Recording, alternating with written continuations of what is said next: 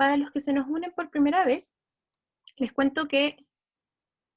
Denme un segundo. Sí, está todo bien.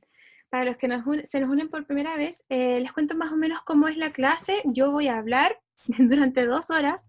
Voy a tratar de pasar la mayor cantidad de materia posible. Hoy día vamos a ver los recursos procesales, ¿bien? No todos, sino que algunos.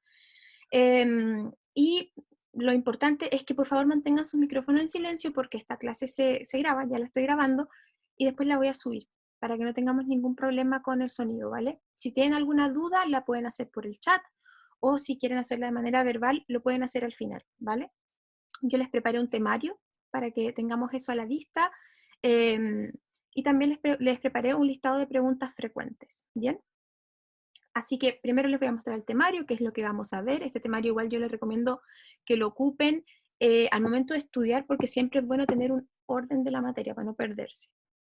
Y después vamos a la clase y al final vemos las preguntas frecuentes que he visto en los exámenes, ¿ya?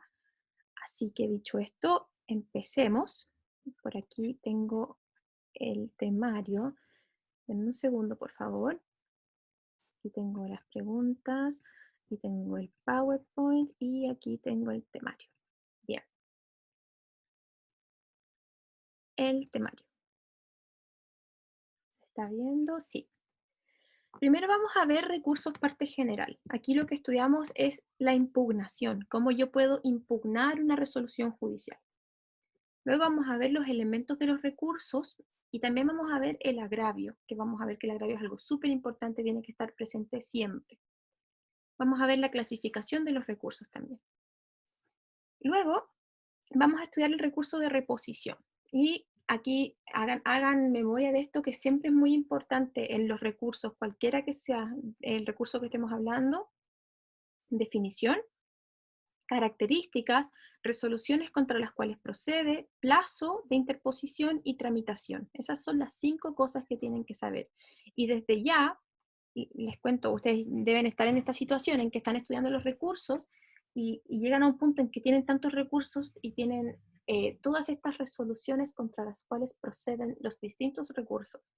Y uno se confunde siempre. O sea, tenemos el recurso de apelación, el recurso de reposición, casación en la forma, casación en el fondo, ¿verdad? El recurso de queja. Entonces yo ahí lo que les recomiendo es que se hagan un papelito en la pared solo con las resoluciones contra las cuales procede cada recurso y el plazo de interposición. Solo eso, para que no se confunda. Eso yo se los recomiendo. Entonces eso es lo que vamos a ver de reposición, de apelación. Apelación nos va a tomar la mayoría del tiempo porque es harto, y el recurso de hecho. Bien, así que dicho esto, esto todo lo van a tener disponible después en el Drive. Dicho esto, empecemos entonces con la clase, ¿ya? Denme un segundito. Aquí está. Recurso de hecho, no, todavía no, ¿verdad? Hacer un spoiler. Recursos. Recuerden, si tienen cualquier duda, al chat con confianza nomás. Ya. ¿Qué es impugnar? ¿Qué es la impugnación? Se define como la acción y el efecto de atacar o refutar un acto judicial, un documento, deposición, una testimonial, etcétera, con el fin de obtener su revocación o invalidación. Y tenemos varios medios de impugnar las cosas. Tenemos incidente de alzamiento de medidas precautorias, en el caso de las medidas precautorias. La oposición, o sea, cada vez que alguna actuación judicial se decrete con citación, o sea, que se dé este plazo de 3 días para ver si la contraparte se opone. Si yo me opongo en ese plazo de 3 días, también estoy impugnando algo. Tenemos el incidente de nulidad procesal, ¿verdad? La acción de revisión, y también tenemos los recursos. ¿A qué quiero ir con esta parte? Impugnación no quiere decir necesariamente recurso. Hay más bien una relación de género-especie, donde el género es la impugnación y la especie es el recurso. En otras palabras, el recurso es una forma de impugnar una resolución judicial. No es la única forma de hacerlo. ¿Bien? Entonces, mucho ojo con esto. Si es que a ustedes la comisión les está preguntando acerca de la impugnación, lo más probable es que están viendo a ver si ustedes se equivocan al decir que la impugnación es un recurso, sabiendo que hay otras formas de impugnación. ¿Ok? Pero sí, hoy día nos vamos a centrar en el recurso como forma de impugnar una resolución judicial. Se pueden definir los recursos como el acto jurídico procesal de parte o de quien tenga legitimación para actuar, mediante el cual se impugna una resolución judicial dentro del mismo proceso que se pronunció, solicitando su revisión a fin de eliminar el agravio que sostiene se le ha causado con su dictación. Esta definición nos habla de tres elementos del recurso. Primero, tiene que ser contemplado por el legislador. Yo no puedo inventar un recurso, ¿bien? Es un acto jurídico procesal de parte, ¿bien? Por regla generalísima, el recurso es un acto jurídico procesal de parte, o sea, tiene que ser intentado y promovido por una parte en el proceso. Piensen en el principio dispositivo. El juez no puede actuar de oficio en esta materia. ¿Habrá alguna excepción? Discutiblemente, discutiblemente. Entonces, les pueden hacer la pregunta, ¿habrá algún recurso o alguna forma, verdad, alguna forma de recurso donde el tribunal pueda actuar de oficio? La respuesta correcta ahí es no, no profesor, no profesora. Si me está preguntando acerca del recurso de aclaración, rectificación o enmienda, la verdad es que en este caso, sí, el tribunal puede aclarar, rectificar una sentencia de oficio, eh, pero por esa misma razón se ha discutido si acaso el recurso de aclaración, rectificación o enmienda es un recurso. Porque lo esencial del recurso es que tiene que ser intentado por la parte, no puede ser declarado de oficio. Y el tercer elemento es el agravio. Esto quiere decir que yo no puedo andar por ahí impugnando las resoluciones judiciales porque se me dio la gana, ¿verdad? No por economía procesal, simplemente por economía procesal y porque queremos llegar a la solución de este conflicto, ¿verdad? No tengo que andar por ahí interponiendo recursos si es que la resolución que recurrí no me produce un agravio. Y ya vamos a ver qué es el agravio. El agravio existe cuando hay una diferencia entre lo pedido por una parte y lo que el juez efectivamente le concede al peticionario. O sea que el agravio viene a ser la diferencia entre lo pedido y lo que efectivamente se concede. Y esta definición se extrae del artículo 751 del Código de Procedimiento Civil a propósito del juicio de Hacienda, que dice que hay agravio cuando la sentencia no acoge íntegramente la demanda, que sería agravio para el demandante, no rechaza íntegramente la demanda, agravio al demandado, no acoge íntegramente la reconvención, de nuevo, agravio para el demandado, o no rechaza íntegramente la reconvención, agravio al demandante. Bien. Entonces, ¿qué saber del agravio? Yo consideraría correcto que un alumno o alumna me diga el agravio es la diferencia entre lo que se pide y lo que efectivamente se concede. Es correcto. Pero lo más probable es que la comisión les exija un poco más, que es de dónde se extrae esta definición, que es a propósito de este artículo, del artículo 751. ¿Bien? Ese es el agravio y como les digo, el agravio siempre tiene que estar presente. Yo no puedo recurrir sin agravio. ¿Cómo se clasifican los recursos? Podemos clasificarlos de acuerdo a su finalidad, de acuerdo a la facultad jurisdiccional, de acuerdo al tribunal ante el cual se interponen y de acuerdo a las resoluciones respecto de las cuales proceden. ¿Bien? De acuerdo a la finalidad, o sea, lo que busca el recurso, tenemos recursos de nulidad y recursos de enmienda. En recursos de nulidad podemos hablar de la casación, de la nulidad en el proceso penal, y de enmienda, la reposición y la apelación. Con respecto a la facultad jurisdiccional, aquí piensen en las facultades de la jurisdicción. Tenemos la facultad de la jurisdicción propiamente tal y también tenemos facultades conexas, ¿verdad? Que eran la facultad económica, conservadora y disciplinaria. Dentro de las facultades jurisdiccionales encontramos la casación, la apelación, la reposición, etcétera, porque tienen que ver con la función jurisdiccional que cumplen los tribunales de la República al resolver un conflicto, ¿bien? En materias de fondo. Tenemos recursos que ya atienden más a las facultades conservadoras, que si hacemos memoria, la facultad conservadora, que es una facultad conexa de la jurisdicción, es aquella que busca promover el respeto por la Constitución y los derechos fundamentales. Entonces, en las facultades conservadoras tenemos ciertos recursos como la acción de protección y la inaplicabilidad por inconstitucionalidad. Bien. Ojo que ahí, si es que se meten a ese tema, puede ser que la comisión les pregunte si acaso la acción de protección es un recurso, el mal llamado recurso de protección, ¿no es verdad? Para que tengan ojo igual con eso. Y por último, tenemos recursos también que atienden ahora a las facultades disciplinarias de la jurisdicción, que son aquellas que buscan promover el correcto funcionamiento de la justicia, de la jurisdicción. Y aquí podemos mencionar el recurso de queja, ¿bien? Que es algo que vamos a ver en la próxima clase. Hoy día nos vamos a centrar en la reposición, en la apelación y en el recurso de hecho. También se pueden clasificar los recursos de acuerdo al tribunal ante el cual se interpone. Tenemos recursos, y ojo con esto, tenemos recursos que se interponen ante el mismo tribunal que dictó la resolución para que este mismo lo resuelva. O sea, el tribunal emite una resolución, yo recurro ante el mismo tribunal y él mismo lo resuelve.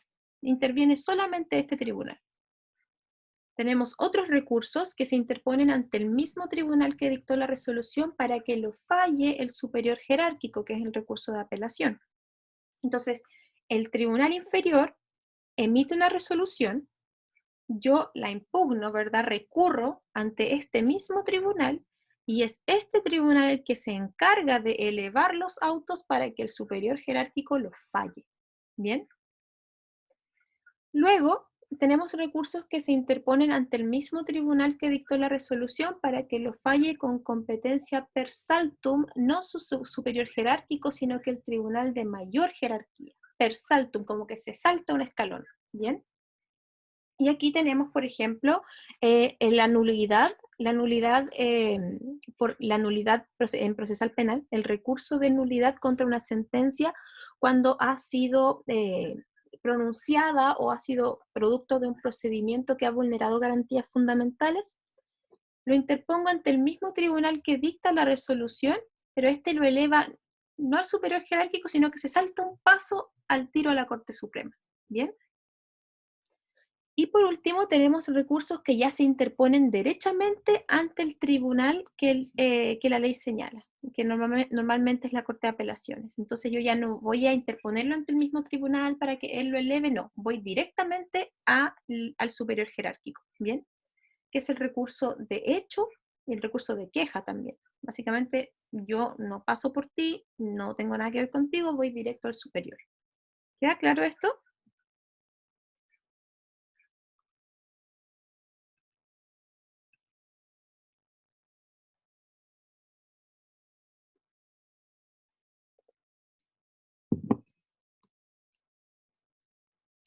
Perfecto. Gracias, chiquillos. Chiquillos. Ahora sí. Otra clasificación es de acuerdo a las resoluciones contra las cuales proceden. Bien. Y aquí hablamos de recursos ordinarios y extraordinarios. Tengan mucho ojo con esto y presten especial atención, porque un recurso puede ser ordinario o extraordinario, pero por dos razones. Bien. Primero, podemos hablar de un recurso ordinario o extraordinario dependiendo de las resoluciones contra las cuales procede. Entonces, si el recurso procede contra la generalidad de las resoluciones, va a ser ordinario. En cambio, si es que solo procede respecto de ciertas resoluciones determinadas, va a ser extraordinario. Pero ese no es el único criterio que vamos a utilizar para tildar de ordinario o de extraordinario el recurso, porque también tenemos otro criterio, que es la causal. Si es que no hay ninguna causal específica para intentar el recurso, vamos a hablar de un recurso ordinario.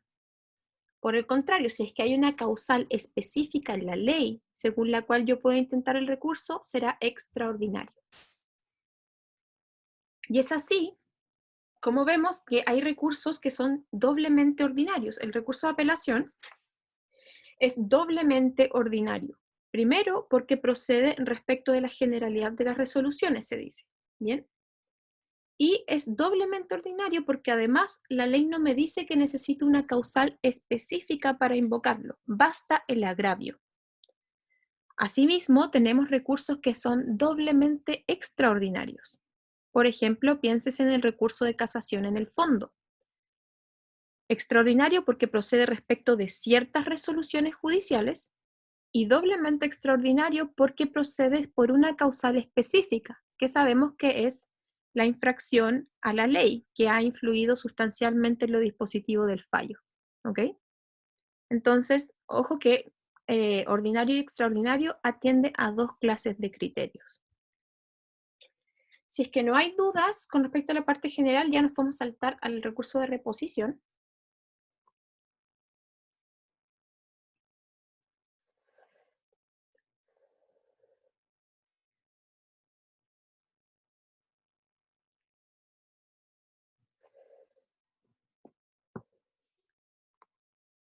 Ya, vamos entonces. Recurso de reposición. Se define como el acto jurídico procesal de impugnación que emana exclusivamente de la parte agraviada y que tiene por objeto solicitar al mismo tribunal que dictó la resolución que la modifique o la deje sin efecto. Entonces, parte agraviada, lo interpongo ante el mismo tribunal para que él mismo lo falle. Es un recurso, entonces sus características, es un recurso de retractación, impone al tribunal que dictó la resolución que él mismo lo resuelva, entonces se va como retractar, ¿verdad? Es un recurso que emana de la facultad jurisdiccional, no de la disciplinaria ni conservadora, de la facultad jurisdiccional, y es un recurso ordinario. ¿Por qué? Porque procede respecto de la mayoría de los autos y decretos y además en materia penal respecto de las interlocutorias. ¿Bien? Vamos a ese tema. ¿Contra qué resoluciones procede? Regla general, según el artículo 181, contra autos y decretos. Aquí, chiquillos, con los recursos, me gustaría enfatizar mucho qué tan importante es aprenderse la definición de la clasificación de las resoluciones judiciales. Muy importante. Porque ustedes en el examen de grado van a decir, procede contra autos y decretos por regla general. Y la comisión les va a preguntar, ya, entonces, ¿qué es un auto y qué es un decreto? Se lo juro que se los van a preguntar, así que para que tengan esa definición en mente. Excepcionalmente, el recurso de reposición también procede respecto de ciertas sentencias interlocutorias, ¿vale? Que son la resolución que recibe la causa prueba, la resolución que cita a las partes a oír sentencia, la resolución del tribunal de alzada que declara inadmisible el recurso de apelación. Bien, ojo con eso, porque, bueno, ahí lo vamos a ver, pero voy a interponer un recurso de apelación. Puede ser que el tribunal de primera instancia, donde lo interpongo, me lo declare inadmisible. ¿Y ahí qué puedo hacer?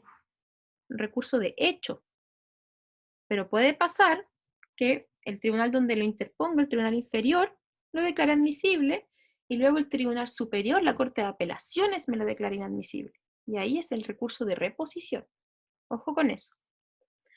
También procede respecto de la resolución que declara inadmisible el recurso de casación, la resolución que rechaza el recurso de casación en el fondo por adolecer de manifiesta falta de fundamento, o sea, el rechazo in limine, como se llama en el recurso de casación, y la resolución que deniega la solicitud de que el recurso de casación en el fondo sea conocido por el Pleno de la Corte Suprema.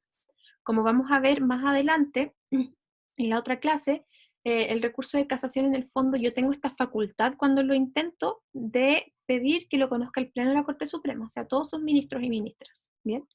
Y si esta solicitud es rechazada, yo puedo reponer, ¿ok? Estén preparados cuando hablen de estas resoluciones, o sea, apréndanse estas resoluciones, estas sentencias interlocutorias donde excepcionalmente procede el recurso de reposición, apréndanselas. Y aprendan en qué consiste cada una, ¿ya? Yo se los recomiendo básicamente porque mi grado fue así, ¿ok? Porque ustedes saben que yo sigo un poquito traumada con mi examen, así que todas las cosas que me preguntaron como que le pongo especial énfasis. Pero claro, a mí me preguntaron estas y me preguntaron la razón de ser de cada una, ¿bien? Así que yo se los recomiendo saber igual. pero ahí en las preguntas que les tengo preparadas igual están, así que ustedes ahí en la casa las resuelven y van a quedar máquinas.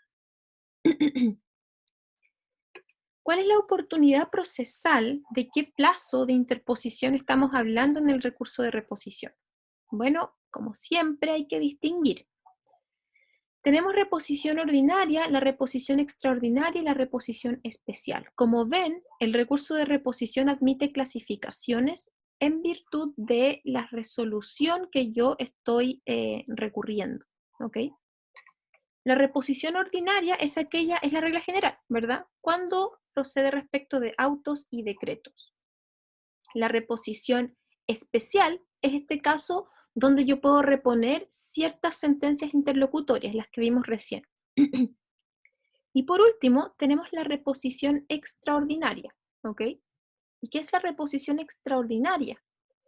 La reposición extraordinaria supone que yo voy a intentar el recurso de reposición invocando nuevos antecedentes. ¿Bien? Dicho esto, veamos el tema de los plazos. Cuando hablo de la reposición ordinaria, el plazo es de 5 días desde que se notifica la resolución que pretendo recurrir. En el caso de la reposición especial, estamos hablando de un plazo de 3 días, ¿ok? Y en el caso de la reposición extraordinaria, cuando les digo que se hacen valer nuevos antecedentes, se dice que no hay plazo, ¿ya? Se dice que no hay plazo, pero, claro, aquí lo tengo entonces. Se dice que no hay plazo cuando hago valer nuevos antecedentes. Esto no es tan así, porque igual la jurisprudencia ha dicho que le vamos a aplicar las reglas de los incidentes. Y si hacen memoria, con respecto a los incidentes, veíamos que también teníamos una oportunidad procesal para intentarlos. Teníamos que distinguir entre los incidentes previos y los incidentes coetáneos. Los incidentes previos, o sea, aquellos que iniciaban o se provocaban por un hecho que acontece antes del juicio, tienen que promoverse como primera presentación. Antes de la contestación de la demanda, lo primero que tengo que hacer es eso. En cambio, si se trata de un incidente coetáneo, o sea que el hecho que provoca el incidente nace durante el juicio, la regla es que tengo que promover el incidente tan pronto yo tenga noticias de ese hecho, tan pronto yo tenga conocimiento de ese hecho generador del incidente. ¿Bien? Entonces decimos que aquí vamos a aplicar la misma regla. Vamos a tener que reponer por nuevos antecedentes tan pronto como estos nuevos antecedentes lleguen a mi conocimiento. Y sin duda alguna que va a ser una cuestión que se va a discutir. O sea, si la otra parte está atenta, va a responder, ¿verdad? Que en verdad no procede porque es extemporáneo, porque, no sé, se tuvo conocimiento de este hecho antes. Va a ser una cuestión que podría ser discutida. ¿Ok?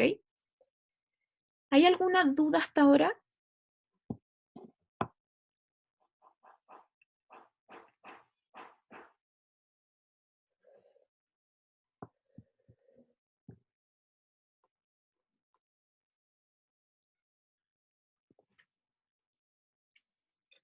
Ya, voy a presumir que no. O sea, y voy a presumir que no porque sé que son muy inteligentes. Así que me imagino que esto no es difícil.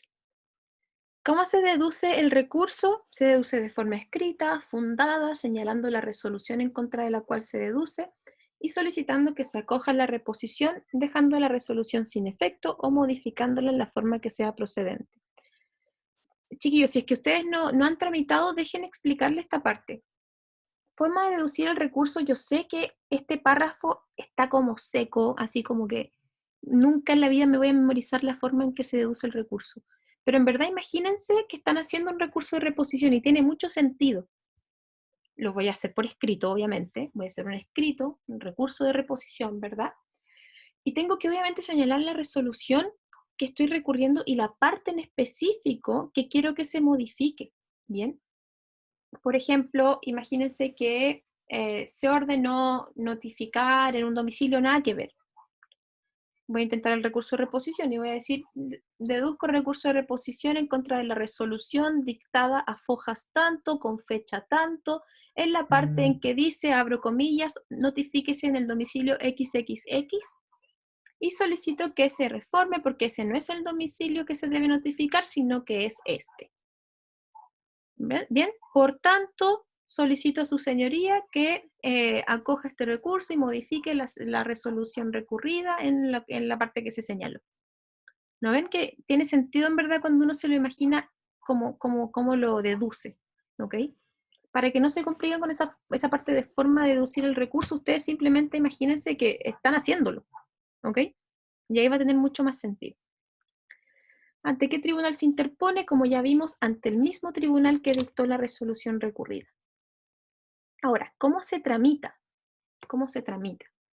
Y cuando ustedes le pregunten cómo se tramita algo, lo que tienen que pensar es qué va a hacer el tribunal. Una vez que recibe el escrito, ¿qué va a hacer el tribunal? ¿Qué sigue después de eso? Esa es la tramitación de un recurso. Interpongo el recurso, ya, ¿qué pasa después? La tramitación del recurso de reposición tenemos que distinguir si estamos hablando de nuevo de la reposición ordinaria, extraordinaria o la reposición especial. La reposición ordinaria se resolverá de plano, ¿ok? Entonces no necesariamente se da traslado. La reposición especial, que es aquella, como veíamos, que procede respecto de las sentencias interlocutorias, en general el legislador nada dice, así que podríamos concluir que también se resuelven de plano.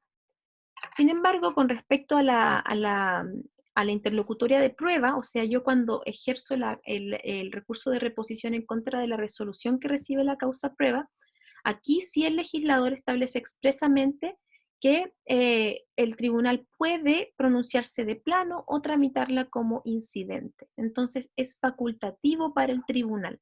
¿Bien? Y por último, en la reposición extraordinaria, o sea, cuando se hacen valer nuevos antecedentes, la ley nada dice, pero sí se ha establecido en la práctica que se le da la tramitación de incidente, ¿ok? O sea que se da traslado, ¿verdad? Se da traslado y ahí el tribunal estima si es que es necesario recibir el incidente a prueba o no. Esa es la forma de tramitación del recurso de reposición. Ahora pongámonos en el caso de que se resuelve el recurso de reposición. Entonces yo intenté este recurso de reposición, ¿verdad? Y el tribunal, como sea que lo haya tramitado, ya lo falló. ¿Qué recursos proceden contra esta resolución que falla el recurso de reposición? Hay que distinguir si es que estamos hablando de una resolución que acoge la reposición o si es una resolución que rechaza la reposición.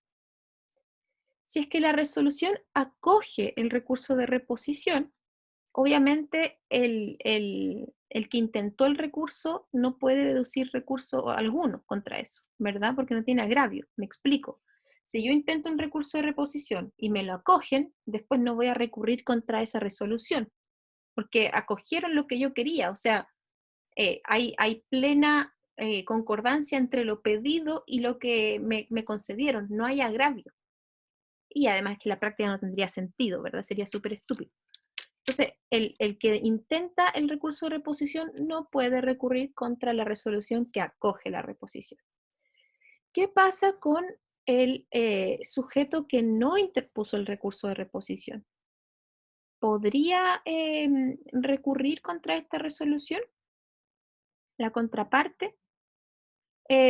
Algunos dicen que pareciera que se podría interponer el recurso de apelación porque lo que dice el artículo 181 es que la resolución que se pronuncia acerca de la reposición es inapelable cuando se rechaza la reposición.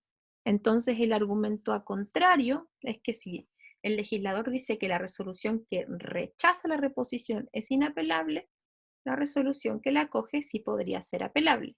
¿No es verdad? Sin embargo, tenemos el problema de la resolución judicial, porque sabemos que los recursos, vamos a ver la procedencia de los recursos según la naturaleza de la resolución.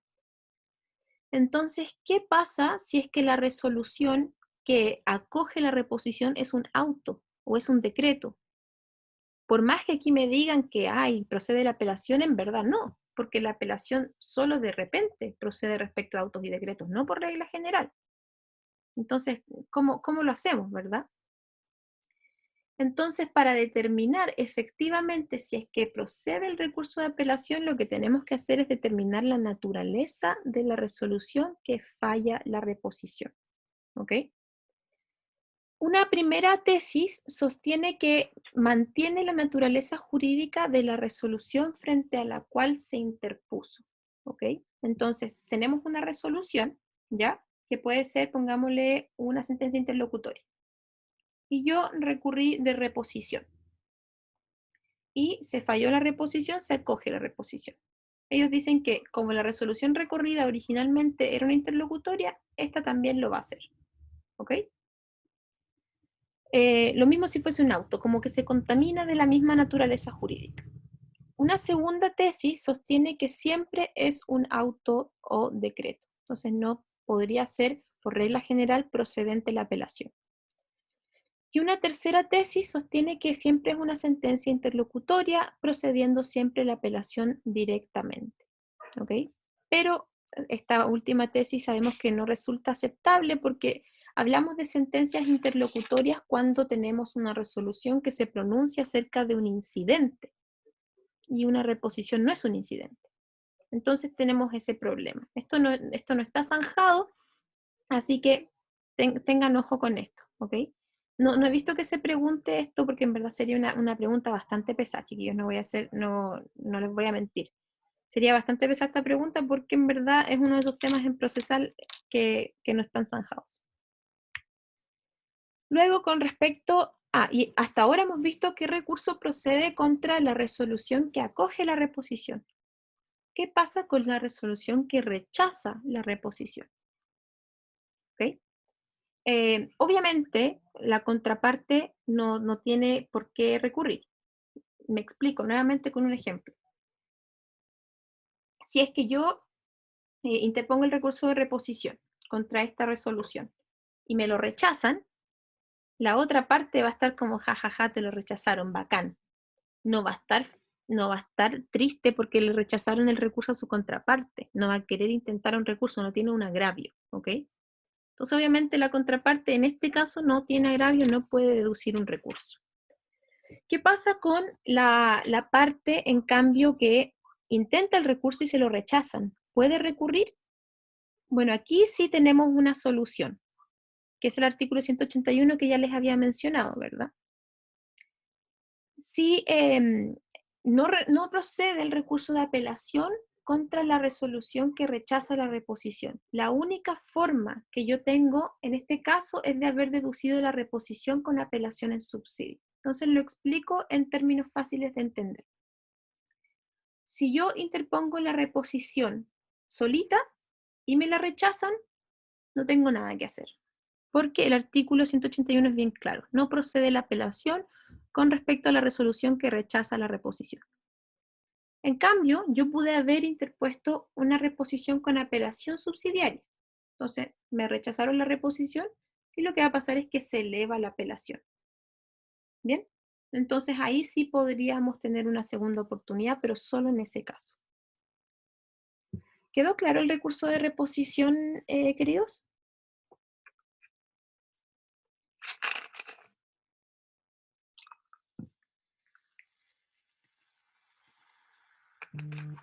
Ya, bacán. Gracias, Pancha. Sigamos ahora y vamos al cototo, que es el recurso de apelación. Se define como el acto jurídico procesal de la parte agraviada o de quien ha sufrido un gravamen irreparable con la dictación de una resolución judicial, por medio del cual solicita al tribunal que la dictó que eleve el conocimiento del asunto al Tribunal Superior Jerárquico con el objeto de que éste la enmiende con arreglo a derecho. Vayan practicando el tema de las definiciones de los recursos y siempre empiecen con acto jurídico procesal. Ahí ya la tienen. Entonces, recurso de apelación es un acto jurídico procesal por el cual la parte agraviada solicita que se eleve el conocimiento del asunto al Tribunal Superior Jerárquico. ¿Ven? Se puede. O recurso de reposición. El recurso de reposición es un acto jurídico procesal a través del cual la parte agraviada interpone el recurso ante el mismo tribunal que dictó la resolución para que éste la enmiende conforme a derecho. Bien, entonces, empezando con acto jurídico procesal y después hablando de dónde se interpone el recurso, ya tenemos la definición lista. Y siempre poniendo parte agraviada ahí entre medio. Entonces, hagan esa fórmula. Acto jurídico procesal más parte agraviada más tribunal ante el cual se interpone. Y les juro que tienen su definición de recurso lista. ¿Cuáles son las características del recurso de apelación? Es un recurso ordinario, doblemente ordinario, como vimos, se interpone ante el tribunal que dictó la resolución, tiene una causal genérica que es el agravio y constituye la segunda instancia. Entonces, como decíamos, es un recurso doblemente ordinario por estos dos criterios que les mencionaba al principio. Procede respecto de la generalidad de las resoluciones judiciales y además no tiene una causal específica, basta el agravio. Se interpone ante el mismo tribunal, se interpone ante el tribunal que pronunció la resolución para que éste eleve su conocimiento al tribunal superior jerárquico. Tiene esta causal genérica que es el agravio, que ya lo vimos, ¿verdad? El agravio es la diferencia entre lo pedido y lo concedido, y se extrae del artículo 751. El recurso de apelación además constituye la segunda instancia. Y tengan ojo con esta parte porque es una pregunta de grado típica. ¿Qué es una instancia? La instancia es cada uno de los grados de conocimiento y fallo de que está investido un tribunal. ¿Bien? Y tenemos entonces la primera instancia y la segunda instancia. También está la única instancia. Entonces, la única instancia, primera instancia y segunda instancia. Lo importante de la instancia es que para que hablemos de instancia, el tribunal tiene que estar conociendo tanto del hecho como del derecho. Las dos, ¿ok? Entonces, a ustedes les pueden preguntar, entonces, ¿qué recurso constituye una segunda instancia? Bueno, el recurso de apelación, solamente, ¿ok? El recurso de casación, por ejemplo, no constituye instancia. Por más que se eleva al superior jerárquico, no hablamos de segunda instancia, porque la Corte de Apelaciones, o en su caso la Corte Suprema, no conoce del hecho y del derecho, solamente conoce del derecho. La instancia solamente es instancia cuando el tribunal conoce de los hechos y del derecho. Mucho ojo con eso. Y aquí en verde les puse una pregunta. ¿Por qué no procede la apelación en contra de las sentencias dictadas en juicios orales, como el juicio oral en lo penal, ¿verdad? El juicio laboral, el juicio simplificado, también en penal, ¿bien? Y esto igual yo lo voy a revisar mucho mejor cuando estemos en procesal penal, pero por ahora les quiero decir que el recurso de apelación es un perdón, constituye doble instancia y es un recurso de expediente, ¿bien? El superior jerárquico tiene que ver los hechos y el derecho. Esto significa que yo tengo que elevar el expediente entero, porque el tribunal, como va a conocer de los hechos también, tiene que conocer los hechos, tiene que ver el expediente, ver todo lo que ha pasado, qué es lo que alegan las partes, qué es lo que se probó, etc. Porque es un juicio de expediente y porque constituye doble instancia. Y vamos a ver más adelante que respecto a los juicios orales, no procede el recurso de apelación. No procede. Por esta misma idea, porque la apelación es un juicio de expediente, supone que para que el Tribunal Superior conozca de los hechos y del derecho, yo tenga que pescar el expediente y elevarlo para que ellos lo vean. En los juicios orales yo no puedo hacer eso, no hay expediente que elevar, ¿verdad? No pueden conocer de los hechos porque los hechos fueron conocidos en virtud del principio de inmediación. Yo no puedo pescar las memorias de cada ministro y meterlas en un frasco y mandárselas a los ministros de la Corte de Apelaciones. No puedo hacer eso. Y por eso no procede el recurso de apelación y solo procede el recurso de nulidad. Inmediatamente tenemos esta segunda pregunta. Entonces, ¿por qué sí procede el recurso de apelación en contra de la sentencia dictada en el procedimiento abreviado, que es en el proceso penal, en circunstancias que en el proceso penal la regla general es la nulidad? Y esto en verdad tiene mucho sentido, porque como les decía, insisto, el recurso de apelación es un recurso de expediente. En los juicios orales no puedo hacerlo. Pero el procedimiento abreviado es el único juicio de expediente que tenemos en el proceso penal, porque se va a condenar o eventualmente absolver al acusado solamente en base a lo que consta en la carpeta investigativa. Entonces, la carpeta investigativa sí es algo que yo puedo elevar al conocimiento del superior jerárquico. ¿Ok? Para que tengan ojo con eso, igual sería una pregunta media pesada como para pillarlos, pero es eso, es solo eso. Recurso de apelación. ¿Contra qué resoluciones procede? Son apelables directamente todas las sentencias definitivas e interlocutorias de primera instancia, excepto si es que la ley expresamente lo deniega. Entonces, definitivas e interlocutorias de primera instancia. Por regla general, los autos y decretos no son apelables, ¿bien? Excepto cuando alteran la sustanciación del procedimiento o cuando recaen sobre trámites que no están expresamente ordenados por la ley. Entonces, en su mapita, en su cuadrito que yo les dije, sentencias definitivas e interlocutorias, regla general, excepcionalmente autos y decretos cuando alteran la sustanciación del procedimiento o cuando recaen sobre trámites que no están expresamente ordenados por ley.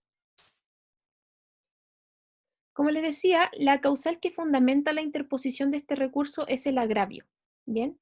El agravio genéricamente. Y el objeto del recurso de apelación es que se modifique la sentencia total o parcialmente con el objetivo de eliminar el agravio. Ese es el objetivo del recurso de apelación. El sujeto, la legitimación activa, el titular del recurso de apelación es que tiene que ser parte, que puede ser una parte principal o una parte indirecta, los terceros interesados, y además esta parte tiene que haber sufrido un agravio irreparable. ¿Bien?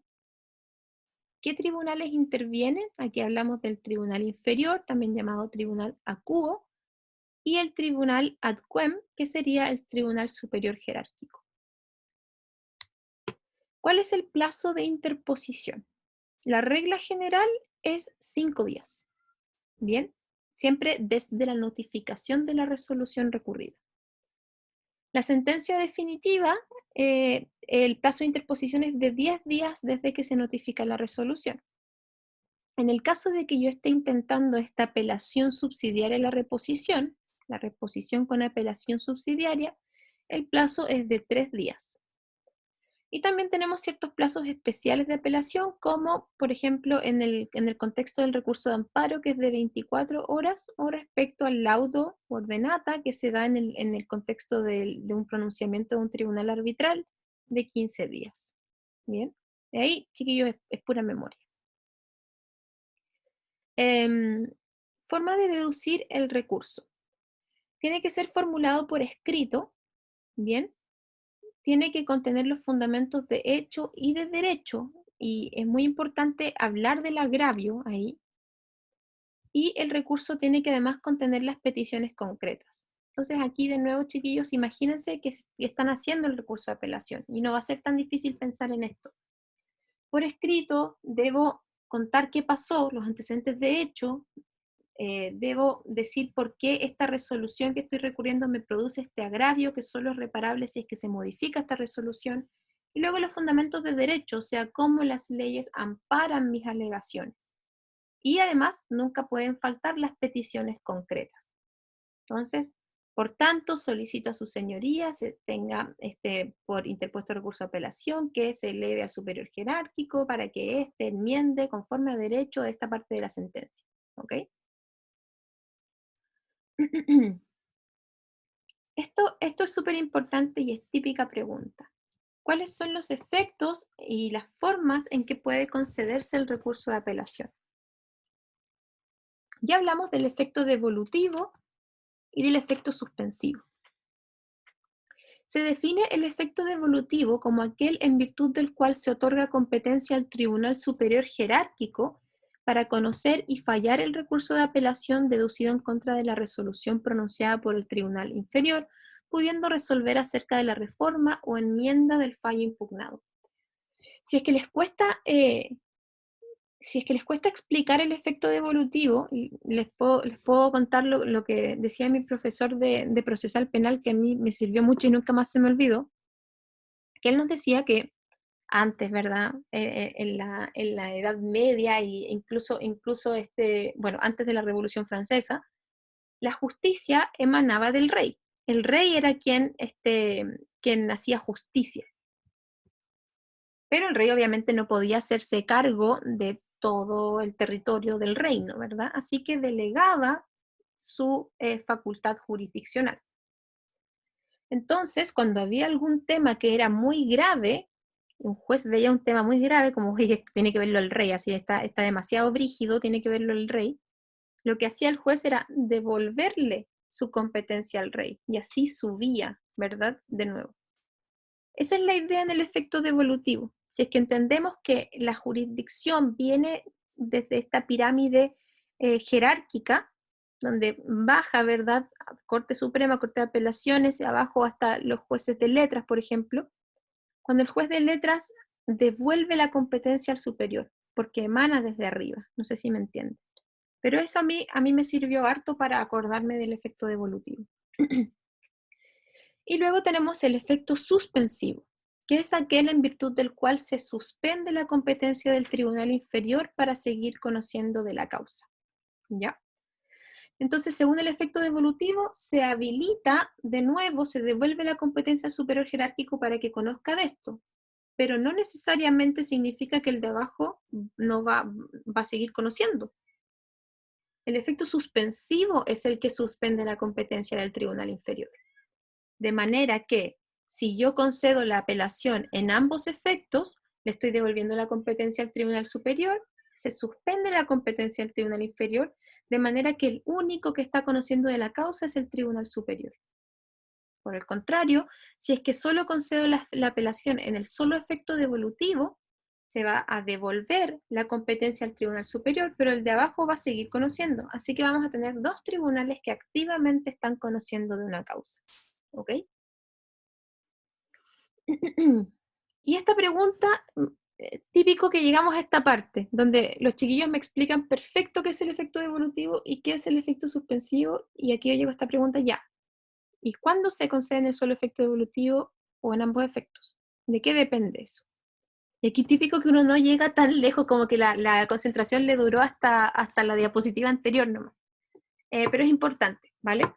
La regla general está establecida en el artículo 193, que establece que cuando se otorga simplemente apelación sin limitar sus efectos, se entenderá que comprende el devolutivo y el suspensivo. O sea que nos está haciendo entender este artículo que la regla general es que se concede la apelación en ambos efectos. Luego, el artículo 194 nos da ciertas excepciones, que como vamos a ver, son excepciones tan amplias y tan importantes que en verdad pareciera ser que la regla general en la práctica se invierte. Las excepciones son las resoluciones dictadas contra el demandado en los juicios ejecutivos y sumarios, los autos, decretos y sentencias interlocutorias, las resoluciones pronunciadas en el incidente sobre ejecución de una sentencia en el cumplimiento incidental, de las resoluciones que ordenan alzar las medidas precautorias y de todas las demás resoluciones que por disposición de la ley solo se concedan en el efecto devolutivo. La mayoría, y piénselo en estos términos, ¿cuántas sentencias definitivas tenemos al año? No sé, pongan que tenemos 1000 sentencias definitivas. Si hay 1000 sentencias definitivas, ¿cuántos autos, decretos e interlocutorias hay? O sea, no sé, 20.000, 30.000. Entonces, obviamente que desde un tema numérico hay muchas más apelaciones que se intentan contra autos, decretos y sentencias interlocutorias. Entonces, en la práctica, pareciera ser que la regla general es que se concede la apelación en el solo efecto devolutivo. Entonces, la forma correcta de responder esto es que el Código de Procedimiento Civil establece que la regla general es en ambos efectos, porque si nada se dice, se entiende concedida la apelación en ambos efectos. Luego el artículo 194 da ciertas excepciones que por su amplitud habilitan a pensar que en verdad en la regla general hay más apelaciones que se conceden en el solo efecto devolutivo. ¿Bien?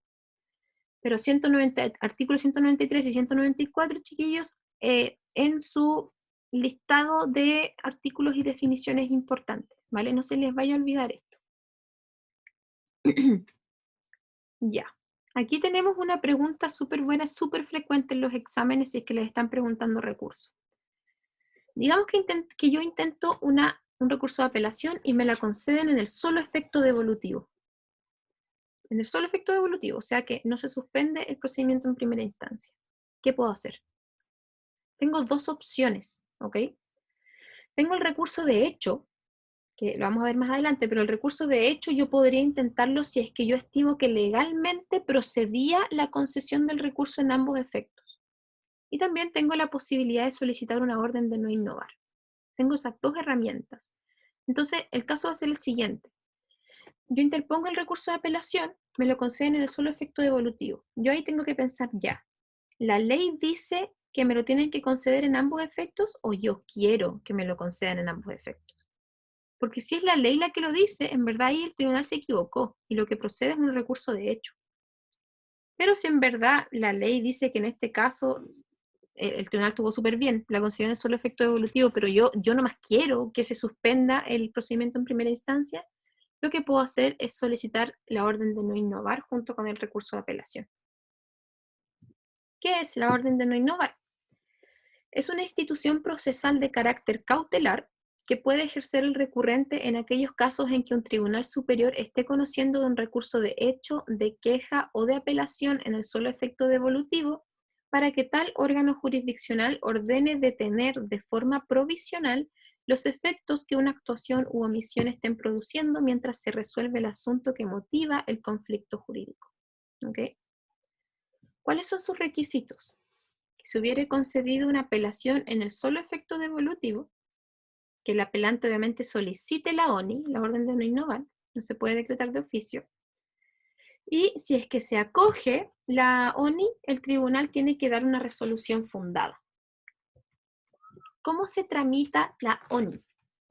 La ONI la vamos a incorporar en nuestro recurso de apelación. Normalmente va a ir en un otro sí, ¿ok? Entonces, en lo principal, deduce recurso de apelación, en el otro sí, solicita orden de no innovar. Las solicitudes de ONI se distribuyen mediante sorteo y se resuelven en cuenta, ¿no? O sea que no se llama a la vista de la causa, no hay alegatos para defender una ONI, se resuelve en cuenta nomás. Una vez que se resuelve en cuenta, puede pasar que se conceda la ONI o que se rechace. Si se rechaza, no se genera ningún efecto, ¿verdad? El recurso de apelación va a seguir su curso natural nomás.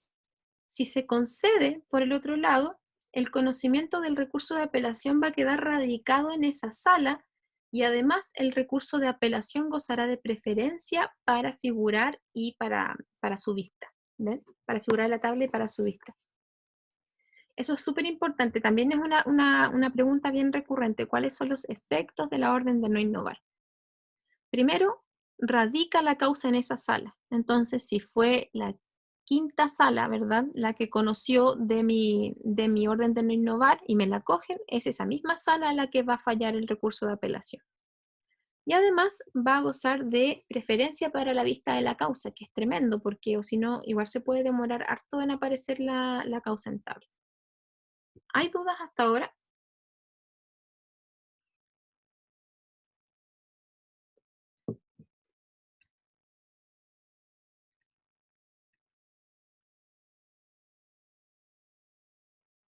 Ya, perfecto. Sigamos, chicos y chicas. Vamos a la tramitación del recurso de apelación, que se me olvidó mostrarles que yo hice un apunte así como de 2 páginas, como solo con el punteo de la tramitación. Se los voy a subir también al Drive porque quedó bien bueno en verdad. Porque la tramitación del recurso de apelación es esta. Igual es como, ay no, porque tenemos la tramitación en primera instancia y la tramitación en segunda instancia, cada una con sus pasos.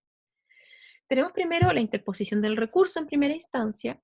El tribunal de primera instancia hace un examen de admisibilidad, luego se notifica, luego se remite el proceso al tribunal superior. Luego la tramitación en segunda instancia, que inicia con el certificado de ingreso de expediente, con otro examen de admisibilidad, y luego la notificación, que además no es cualquier notificación, puede ser autos en relación o de cuenta. Y en caso de que sea autos en relación, tenemos la vista de la causa, ¿ya? Este es el mapita. Vamos ahora a ver el detalle. Tramitación en primera instancia. Una vez que intento el recurso, entonces, voy a presentar el recurso y el tribunal inferior va a hacer un examen de admisibilidad. ¿Y qué va a revisar en este examen de admisibilidad? Va a revisar aspectos formales.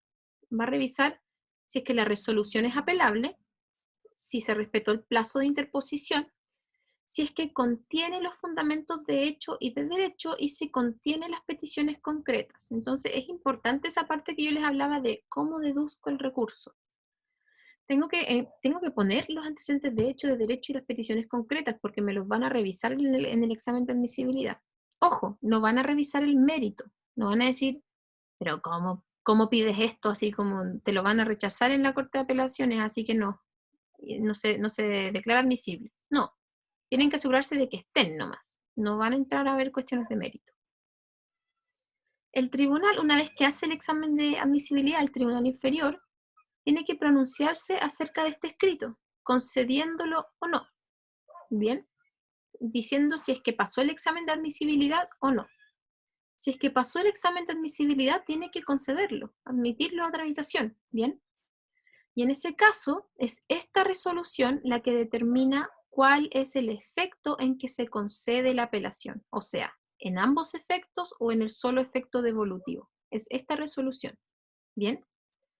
Y es súper importante esta resolución, estar atentos a esta resolución, porque sabemos que si es que me rechazan la apelación, el tribunal inferior me rechaza la apelación por inadmisible, procede el recurso de hecho, ¿ok?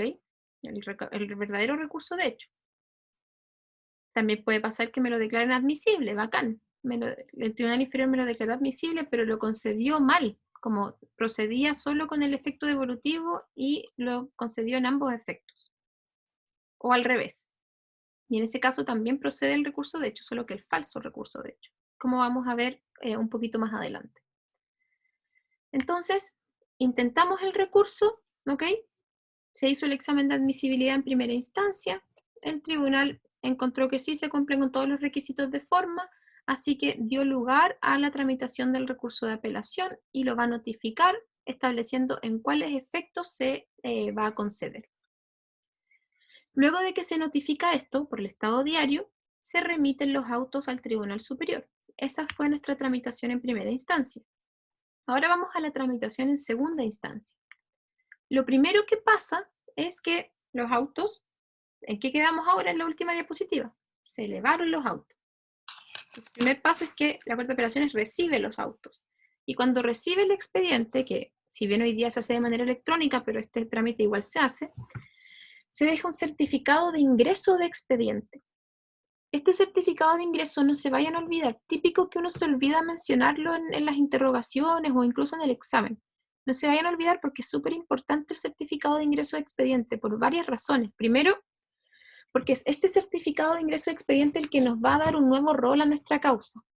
El rol que nosotros utilizábamos en el tribunal inferior, con el que buscábamos la causa ahí en la consulta unificada de causas, ese ya no es el rol de la apelación. Nos van a dar otro rol. Y el rol nos van a dar en el certificado de ingreso de expediente. Ahí es donde nos dan el nuevo rol para buscar la causa. Entonces, esa ya tremenda razón para estar atentos al certificado de ingreso de expediente. Y también tiene otras importancias. A partir de este momento empieza a correr un plazo de 5 días para adherirse a la apelación en segunda instancia, para solicitar alegatos y para deducir el falso recurso de hecho.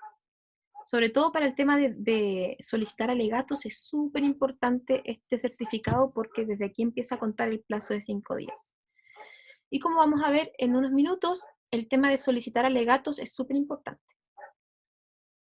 Luego de que tenemos el certificado de ingreso, ingresó la causa a segunda instancia, la Corte de Apelaciones, como no confiando mucho en el criterio del Tribunal Inferior, hace un segundo examen de admisibilidad, donde revisa las mismas cosas que en el Tribunal Inferior. Lo mismo, exactamente lo mismo. O sea, que la resolución sea apelable dentro de plazo, que contenga los fundamentos de hecho y de derecho y las peticiones concretas. Listo. Eso es lo que revisa. Una vez que el Tribunal Superior hace el examen de admisibilidad, tiene tres opciones. Puede declararlo admisible, sí, cumple con todos los requisitos, ya muy bien, admisible. Puede declararlo admisible, puede declararlo sin lugar, desde luego, como se dice, no cumpliste con ninguno de los requisitos, chao, no sé qué estaba pensando el tribunal inferior, pero no cumples con estos requisitos, esto venció hace días, por ejemplo. O puede no estar seguro también. El Tribunal Superior puede no estar seguro acerca de la admisibilidad. Ojo, aquí no estamos hablando del tema de fondo del recurso, estamos hablando de la admisibilidad. Puede no estar seguro acerca de la admisibilidad, así que puede mandar a traer los autos en relación con respecto a la admisibilidad. O sea, puede abrir un trámite de la vista de la causa con respecto a la admisibilidad del recurso. ¿Ok? Lo más normal, si es que cumplimos con todos los requisitos, es que el Tribunal Superior lo declare admisible. Y en ese caso, vamos a tener la notificación, la primera resolución del Tribunal Superior, que pueden ser de dos clases: dese cuenta o autos en relación. Puede ser cualquiera de estas dos. Y las consecuencias son súper importantes. Porque al dictar autos en relación, lo que está diciendo, cuando manda a traer los autos en relación, lo que el tribunal está, lo que la Corte de Apelaciones está diciendo es: vamos a hacer el trámite de la vista en la causa. O sea, nosotros, ministros y ministras, vamos a resolver esta cuestión primero escuchando los alegatos de las partes. En cambio, si es que dicta dese cuenta, los ministros están diciendo: nosotros, ministros y ministras, vamos a resolver esto a puertas cerradas con lo que nos dice el relator o relatora. Eso. Bien. Y aquí también tenemos esta situación donde hay que distinguir, ya está bien, eso significa autos en relación, eso significa dese cuenta. ¿Cuándo la Corte de Apelaciones elige una u otra? ¿De qué depende? Dicta autos en relación si es que la apelación se deduce en contra de una sentencia definitiva. ¿Ok? Entonces, si es que la resolución recurrida es una sentencia definitiva, lo que corresponde es que dicte autos en relación, o sea, que se conozca previa vista de la causa. Y va a dictar dese cuenta si es que, a contrario sensu, se deduce una apelación en contra de una resolución que no sea la sentencia definitiva, excepto en el caso que las partes pidan alegatos. ¿Ok? Entonces, ¿cuál es la situación? Si es que yo deduzco un recurso de apelación en contra de una sentencia definitiva, lo más probable es que se conozca previa vista de la causa. Para asegurarme, en todo caso, voy a solicitar alegatos para asegurarme que lo conozcan previa vista de la causa. Y si es que estoy deduciendo una apelación en contra de otra resolución, una interlocutoria, un auto y decreto cuando procede, ¿verdad? Ahí tengo que solicitar alegato porque si no va a ser conocida en cuenta, a puertas cerradas. ¿Y cuándo tengo que solicitar alegatos? Como habíamos dicho, 5 días contados desde el certificado de ingreso de expediente. Bien. Y tengan mucho ojo, insisto, con ese certificado, porque ese certificado además, se me olvidaba decirles, no se notifica. Ese no se notifica, uno tiene que estar ahí bien atento nomás. Bien. ¿Les queda claro todo hasta ahora? Puedo explicar de nuevo lo que sea necesario, no se preocupen.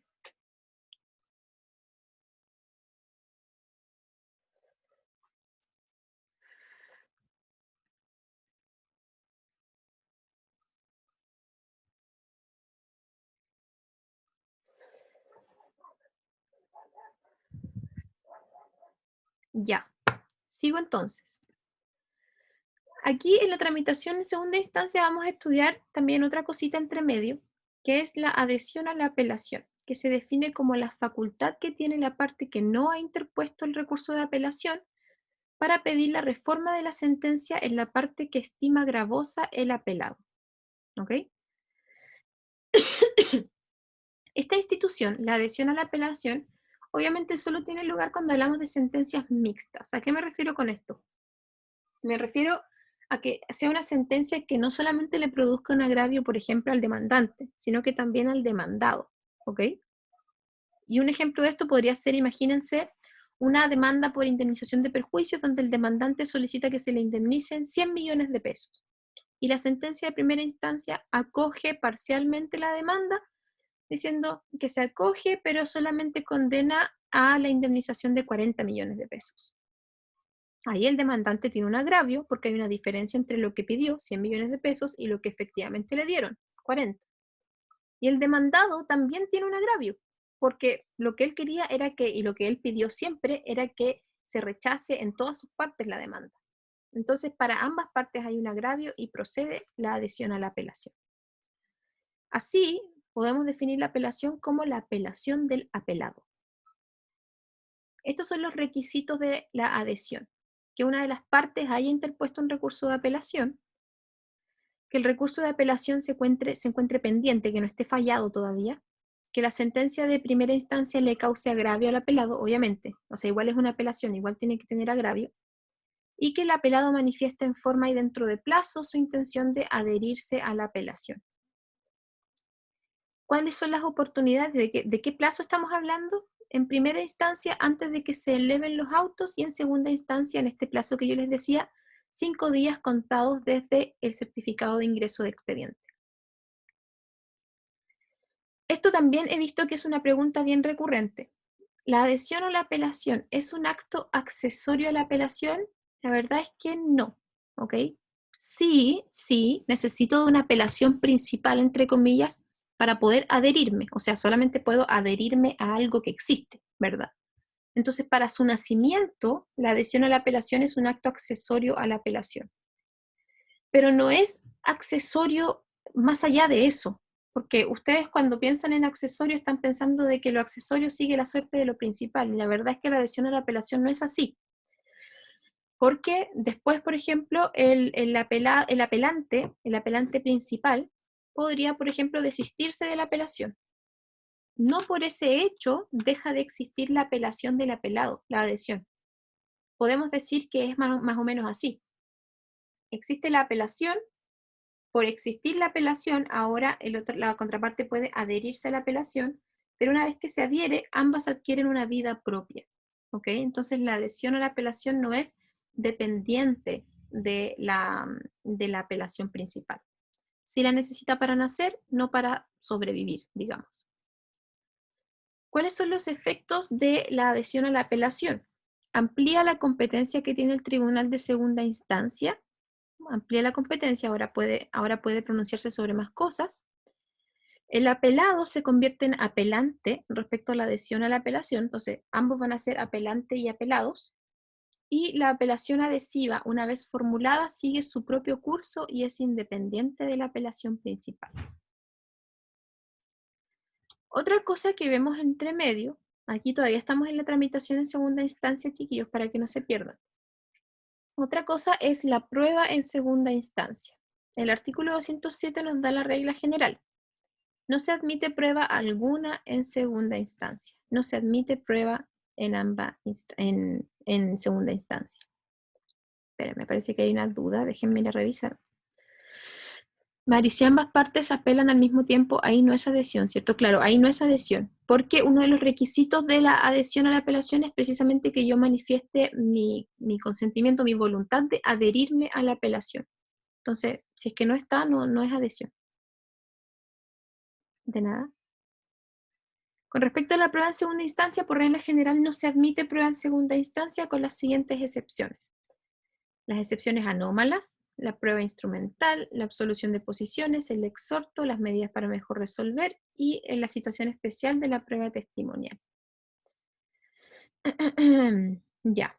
Con respecto a las excepciones anómalas, cuando estudiábamos procedimiento ordinario veíamos que las excepciones anómalas son estas excepciones perentorias que atacan el fondo del asunto, consistentes en la prescripción, la cosa juzgada, la transacción y el pago. Y son excepciones anómalas porque se pueden intentar durante todo el procedimiento, hasta la citación a oír sentencia en primera instancia y hasta la vista de la causa en segunda instancia. O sea que ¿en qué caso nos estamos poniendo aquí? Que llegamos a la segunda instancia, hay una apelación, vimos recién que no se admite prueba, pero digamos que yo, demandada, interpongo ahora la excepción de pago, justo ante la vista de la causa, de pago. Ahí cambia todo, ¿verdad? Cambia todo, aquí ya cambia toda la cosa.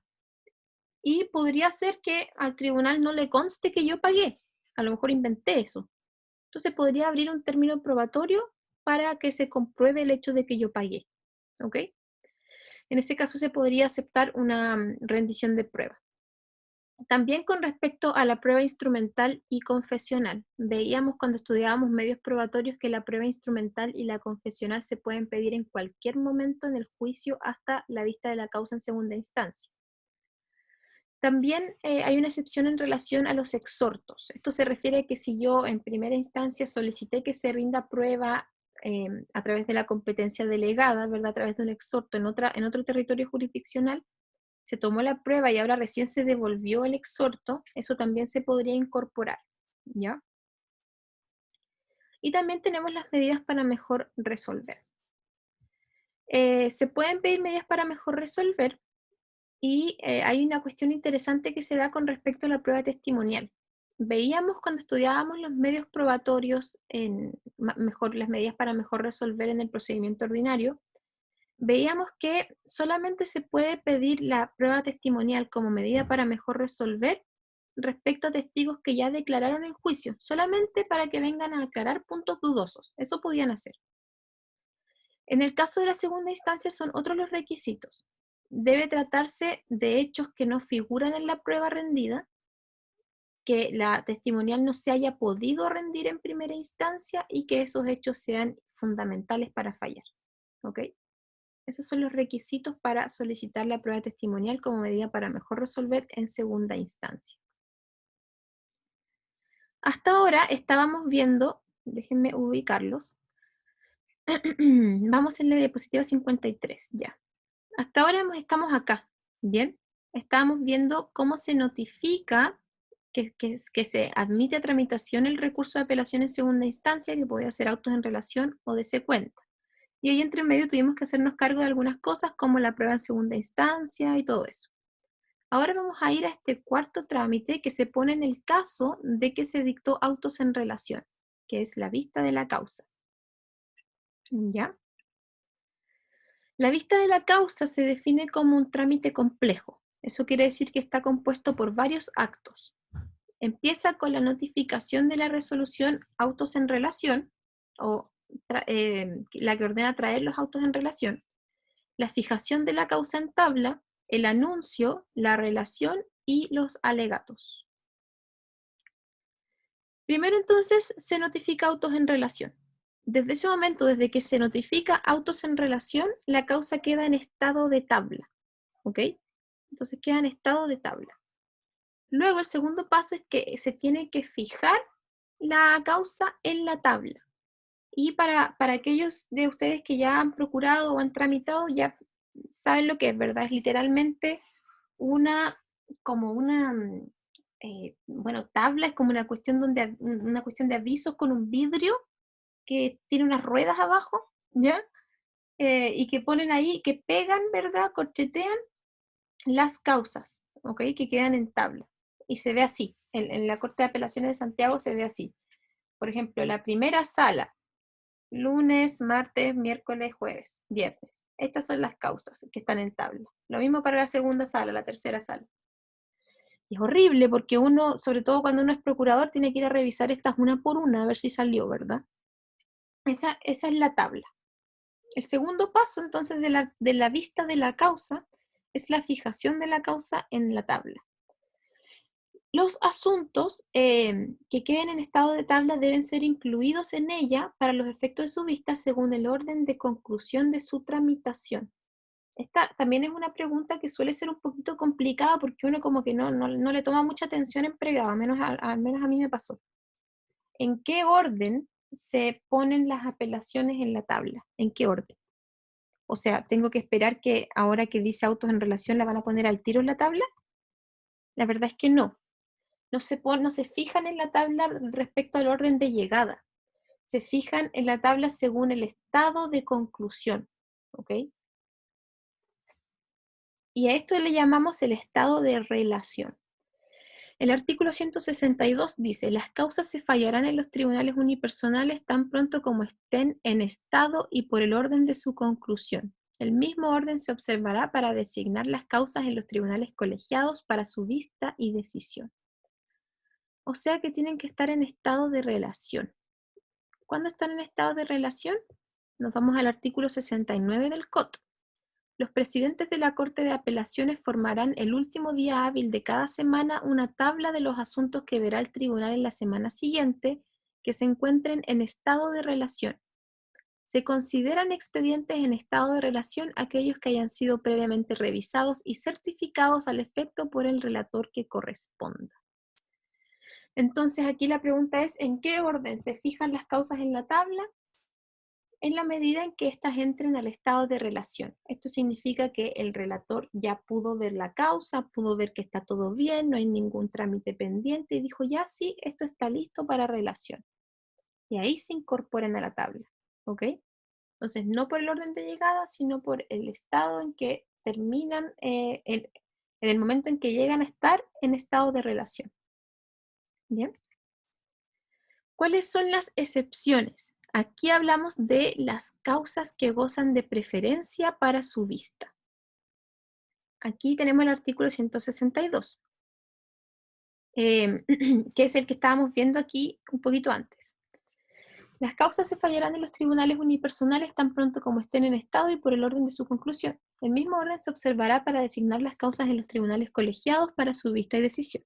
Exceptúanse las cuestiones sobre deserción de recursos, depósito de personas, alimentos provisionales, competencia, acumulaciones, recusaciones, desahucio, juicios sumarios, ejecutivos, denegación de justicia o de prueba y demás negocios que por la ley o por acuerdo del tribunal deban tener preferencia. O sea que aquí la regla general es que las causas se incorporan a la tabla en el orden en que llegan al estado de relación, excepto las causas que gozan de preferencia. ¿Ok? Y las causas que gozan de preferencia, creo que no las tengo aquí, pero bueno, ahí la pueden sacar del artículo 162, pero en general, las que se refieren aquí, su vieja confiable siempre puede ser todas las que se pronuncien en un proceso penal y que recaigan sobre la libertad del imputado, ¿ok? Entonces, las de prisión preventiva, por ejemplo, los amparos, todos esos gozan de preferencia para su vista. Este es el contenido de la tabla.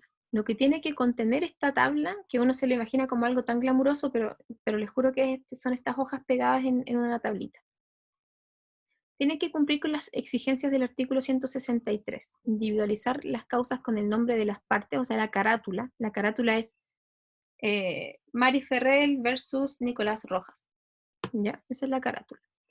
Debe señalar el día en que debe verse y el número de sala que le corresponde. Lo normal es que aparezca arriba, por ejemplo, la sala, el relator o relatora a cargo, y abajo aparece entonces lunes, martes, miércoles, jueves, ¿verdad? Y les aparece entonces el caratulado, que es Mari Ferrer versus Nicolás Rojas, el rol de la causa. De hecho, aparece primero el rol, si no me equivoco, y después aparece el caratulado.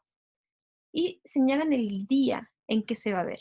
Ojo que no te señalan la hora, te señalan el día nomás. ¿Ok? Una vez que nosotros vemos que nuestra causa apareció en tabla, nos puede pasar que es como, ay, no quiero alegar la próxima semana, por favor, no, Dios. Tenemos tranquilos la suspensión de la vista de la causa, pero por ciertos motivos. Puede ser, la suspensión de la vista de la causa se va a dar por impedirlo el examen de las causas colocadas en lugar preferente o la continuación de la vista de otro pleito pendiente el día anterior. Esto se pone en el caso de que, como vamos a ver cuando veamos el tema del anuncio y todo eso, en la tabla va a prometer ver, no sé, 20 causas el día lunes en esa sala. Pero eso es una promesa súper ambiciosa porque el tribunal va a ver 6, con suerte. Entonces las otras 14 van a quedar suspendidas, ¿ok? Para la semana siguiente. Puede ser por falta de miembros del tribunal, por muerte del abogado patrocinante, por muerte del cónyuge o alguno de los familiares del abogado defensor que haya ocurrido en los 8 días anteriores, por solicitarlo a alguna de las partes o pedirlo de común acuerdo los abogados, ¿ok? Entonces, yo puedo solicitarlo unilateralmente una vez y además podemos solicitarlo de común acuerdo con la contraparte. Por tener alguno de los abogados otra vista o comparecencia a que asistir el mismo día ante otro tribunal, ¿ya? Y por ordenarlo así el tribunal, porque entiende que, por ejemplo, hay un trámite pendiente que es indispensable antes de la vista de la causa. Luego de la fijación de la causa en tabla, llegamos al anuncio. Y en esta parte de la vista de la causa entramos a lo que algunos profesores señalan la vista de la causa propiamente tal, ¿ok? Que es el anuncio, la relación y los alegatos. El anuncio, eh, bueno, el artículo 163 exige que llegado el momento en que deba iniciarse la vista de la causa propiamente tal, se anuncia ese hecho mediante la colocación en un lugar conveniente el respectivo número de orden, el cual se mantendrá fijo hasta que se pase a otro asunto. ¿Cuál es la situación aquí? Veamos la vista de la causa desde el principio. Me llegó la notificación autos en relación. Bacán. Entonces voy a poder alegar la apelación. Tengo que entonces desde ese momento empezar a ir a la Corte de Apelaciones a revisar la causa hasta que aparezca. Mira, un día apareció, ¿ok? Para el día martes. Obviamente no aparece hora, no, porque no te dan hora, te dan solamente el día, insisto. Yo voy entonces ese día martes súper temprano y me voy a anotar con mi alegato, que ahora también puedo hacerlo electrónicamente, pero me voy a anotar, el relator afuera de la sala tiene una oficinita con un escritorio donde tiene un cuaderno donde uno se anota. Llegué, Mari Ferrer, recurrente, ¿verdad? Necesito 10 minutos para alegar, por ejemplo. Y luego de eso tengo que esperar pacientemente, ¿ok? Tengo que llegar muy temprano. Y luego tengo que esperar pacientemente y después sale el relator o relatora con el anuncio, que el anuncio es una hoja, ¿ya? Que se pega fuera de la sala donde se dice, estas causas se van a ver hoy día. De las prometidas en la tabla se van a ver estas. Entonces puede pasar que yo la vea y diga, puta, perdón, pucha, no van a ver mi causa hoy día, no van a ver mi causa hoy día y filo, me voy para la casa, va a quedar para la otra semana. Como también puede pasar que sí se va a ver hoy día, entonces ahí me tengo que quedar ahí todo el día hasta que me llamen. ¿Bien? Ese es el anuncio. Luego del anuncio, digamos que sí fue este caso donde sí dijeron ya se va a ver tu causa hoy día, pasamos a la relación, donde ya yo entro a la sala, me siento en la parte del recurrente o del recurrido, dependiendo qué parte soy, y primero se espera en la relación, donde el relator o relatora va a efectuar la relación, que no es otra cosa que la exposición oral y sistemática que pretende informar suficientemente al tribunal del asunto. Entonces, básicamente le está haciendo un resumen de la causa y del recurso. Y luego de eso vienen los alegatos, que son las defensas que hacen los abogados. ¿Bien? Y eso fue la vista de la causa. Entonces recuerden, vista de la causa son 5 trámites. Notificación, autos en relación, eh, estamos en la vista de la causa. Si notificación, autos en relación, fijación de la causa en tabla, anuncio, relación, alegatos. Después de que hemos visto todas estas cosas, la pregunta es ya, entonces, ¿cómo se falla el recurso de apelación? Una vez que termina la vista de la causa, podría fallarse de inmediato, ¿ya? Aunque de inmediato es como entre comillas, porque igual va a ser como en la tarde, pero podría fallarse de inmediato. Pero también podría quedar en acuerdo, ¿ok? Y podría quedar en acuerdo cuando se manda a informar en derecho o se decreta una medida para mejor resolver o simplemente el tribunal requiere de un mayor estudio de la causa para fallar. Y ahí queda en acuerdo. ¿Ok? Hablemos de los acuerdos. Los acuerdos son discusiones privadas del tribunal colegiado sobre el negocio que conocen, tendientes a obtener el fallo o resolución de dicho asunto y que se otorga por medio de la valoración de los jueces hasta obtener la mayoría legal. Este es un tema súper importante porque a ustedes, pues, su grado, por ejemplo, podría no estar hablando del recurso de apelación, podrían estar hablando de la clasificación de los tribunales. Y ustedes van a llegar a la clasificación de los tribunales unipersonales y colegiados. Y la pregunta que les aseguro que va a venir ahí va a ser, ¿cómo fallan, cómo resuelven los tribunales colegiados? Porque claro, en un tribunal unipersonal es bien simple, o sea, es un juez, una jueza, va a decir, me tinca esto y va a decidir esto, y nadie le va a decir otra cosa. En cambio, los tribunales colegiados son 3 ministros o ministras. Entonces ahí no es tan simple, a lo mejor no están de acuerdo. Entonces ahí cómo fallan. Ahí hablamos de los acuerdos. ¿Ok? Quienes intervienen, obviamente los jueces que concurrieron a la vista de la causa. Y aquí se dan ciertas reglas que en verdad no son tan importantes que qué pasa si un juez fallece o jubila antes de llegar al acuerdo, ¿verdad? Que muchas veces hay que hacer la vista de la causa de nuevo. Bien. ¿Cómo se alcanza el acuerdo? Y el acuerdo entonces consiste en esto, son discusiones que mantienen los ministros y ministras para resolver la cuestión. Tienen que ponerse de acuerdo, básicamente, como su nombre lo dice. Y son discusiones privadas donde van a resolver la cuestión por mayoría. Primero se resuelven las cuestiones de hecho, después se resuelven las cuestiones de derecho. Se vota en orden inverso a la antigüedad. El último voto va a ser el del presidente, el presidente de la sala. ¿Ok? Y va a haber un acuerdo cuando exista mayoría sobre la parte resolutiva del fallo. ¿Ok? Y aquí es donde vemos, por ejemplo, el voto disidente. El voto disidente cuando hay dos ministros que finalmente dicen, por ejemplo, sí se confirma o se acoge la solicitud del Ministerio Público, se revoca la resolución del juzgado de garantía y se decreta la prisión preventiva en contra de esta persona, y puede que haya un ministro que no esté de acuerdo. Igual se alcanzó la mayoría, así que llegaron a un acuerdo, pero él no estaba de acuerdo y puede tener un voto de disidente. Si hay discordia de votos, debe votarse cada opinión separadamente, ¿ya?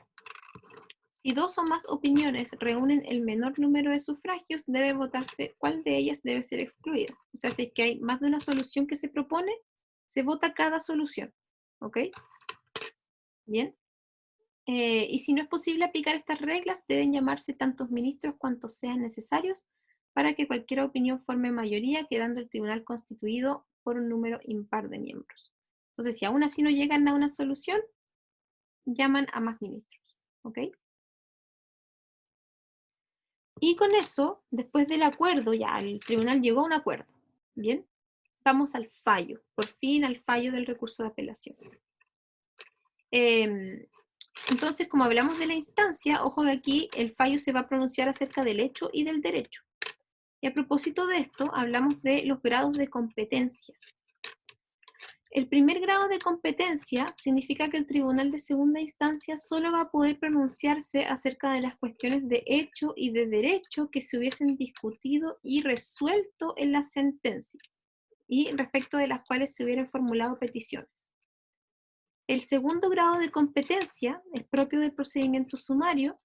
El tribunal de segunda instancia puede pronunciarse sobre todas las cuestiones que se hayan debatido en primera instancia para ser falladas en definitiva, aun cuando no hayan sido resueltas en el fallo apelado. ¿Ok? Y el tercer grado de competencia, que solamente estuvo presente en el antiguo proceso penal, el tribunal de segunda instancia podía pronunciarse sobre los hechos y el derecho que sea pertinente, aunque no se haya discutido sobre ellos. Entonces, ¿qué pregunta nos estamos haciendo aquí? ¿Sobre qué cosas puede pronunciarse el tribunal de segunda instancia en el contexto de la apelación? La regla general es el primer grado de competencia, ¿ok? El tribunal de segunda instancia sí puede revisar el hecho y el derecho en la medida de que hayan sido discutidos y que la sentencia haya tratado sobre ellos.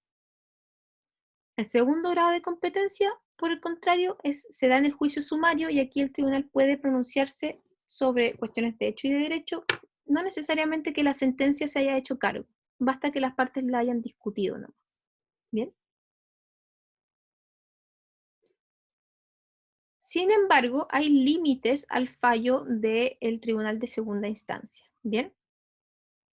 No puede otorgar al apelante más de lo que hubiere solicitado en la apelación. ¿Ok?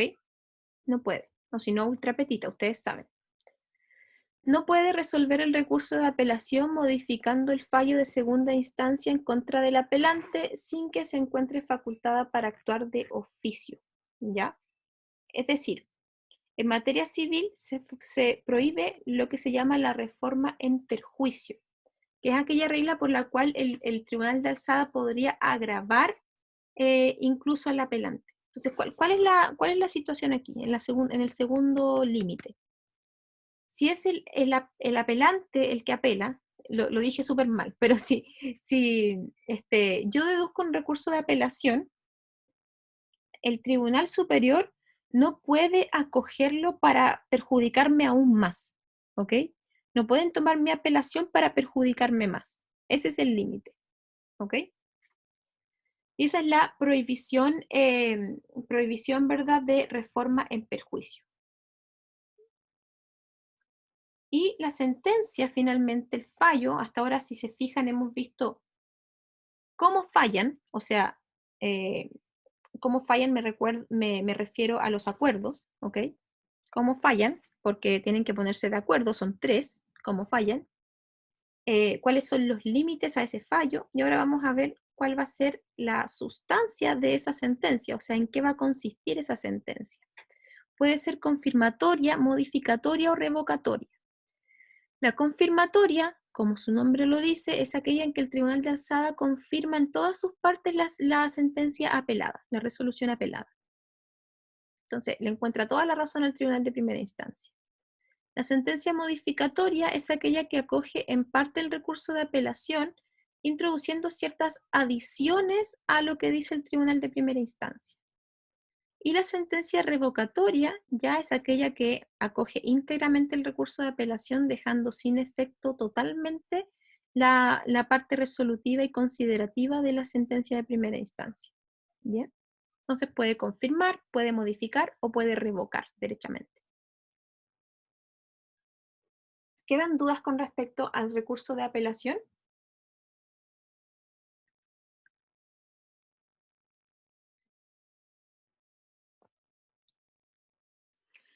Mari, en el caso de la prueba en segunda instancia, hasta antes de la vista de la causa, ¿es la vista propiamente tal o desde la notificación autos en relación? Es una buena pregunta, es una buena pregunta. Yo me imagino que hasta la vista de la causa propiamente tal, ¿ok? Desde la relación en adelante. Sí, de todas maneras. Porque fíjate que una de las cosas por las cuales que va a revisar, perdón, el relator, va a ser precisamente eso, que a lo mejor desde que se decretó autos en relación en adelante, a lo mejor se intentó una excepción de prescripción, por ejemplo. Y el relator va a decir, ah, hay que ver esto primero, esto no está en estado de relación, ¿verdad? Entonces, yo estoy casi segura que es después, hasta la vista de la causa propiamente tal.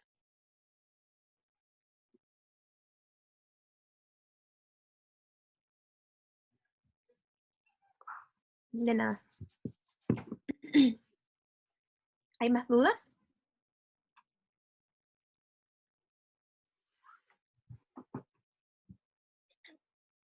Dale, vale. Dale nomás.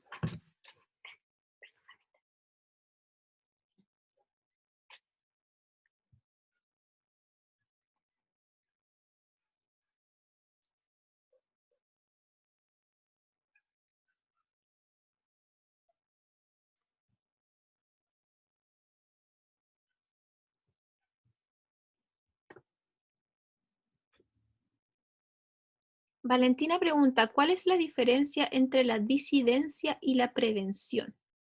Por lo que tengo entendido, la prevención no necesariamente involucra un voto en contra, y la disidencia sí. Eso es lo que tengo entendido.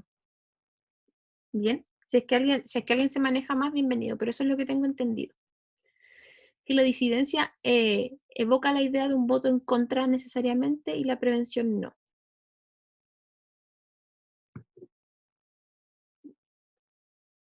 Sí, porque la disidencia de hecho se ve en los fallos como el voto disidente, ¿vale?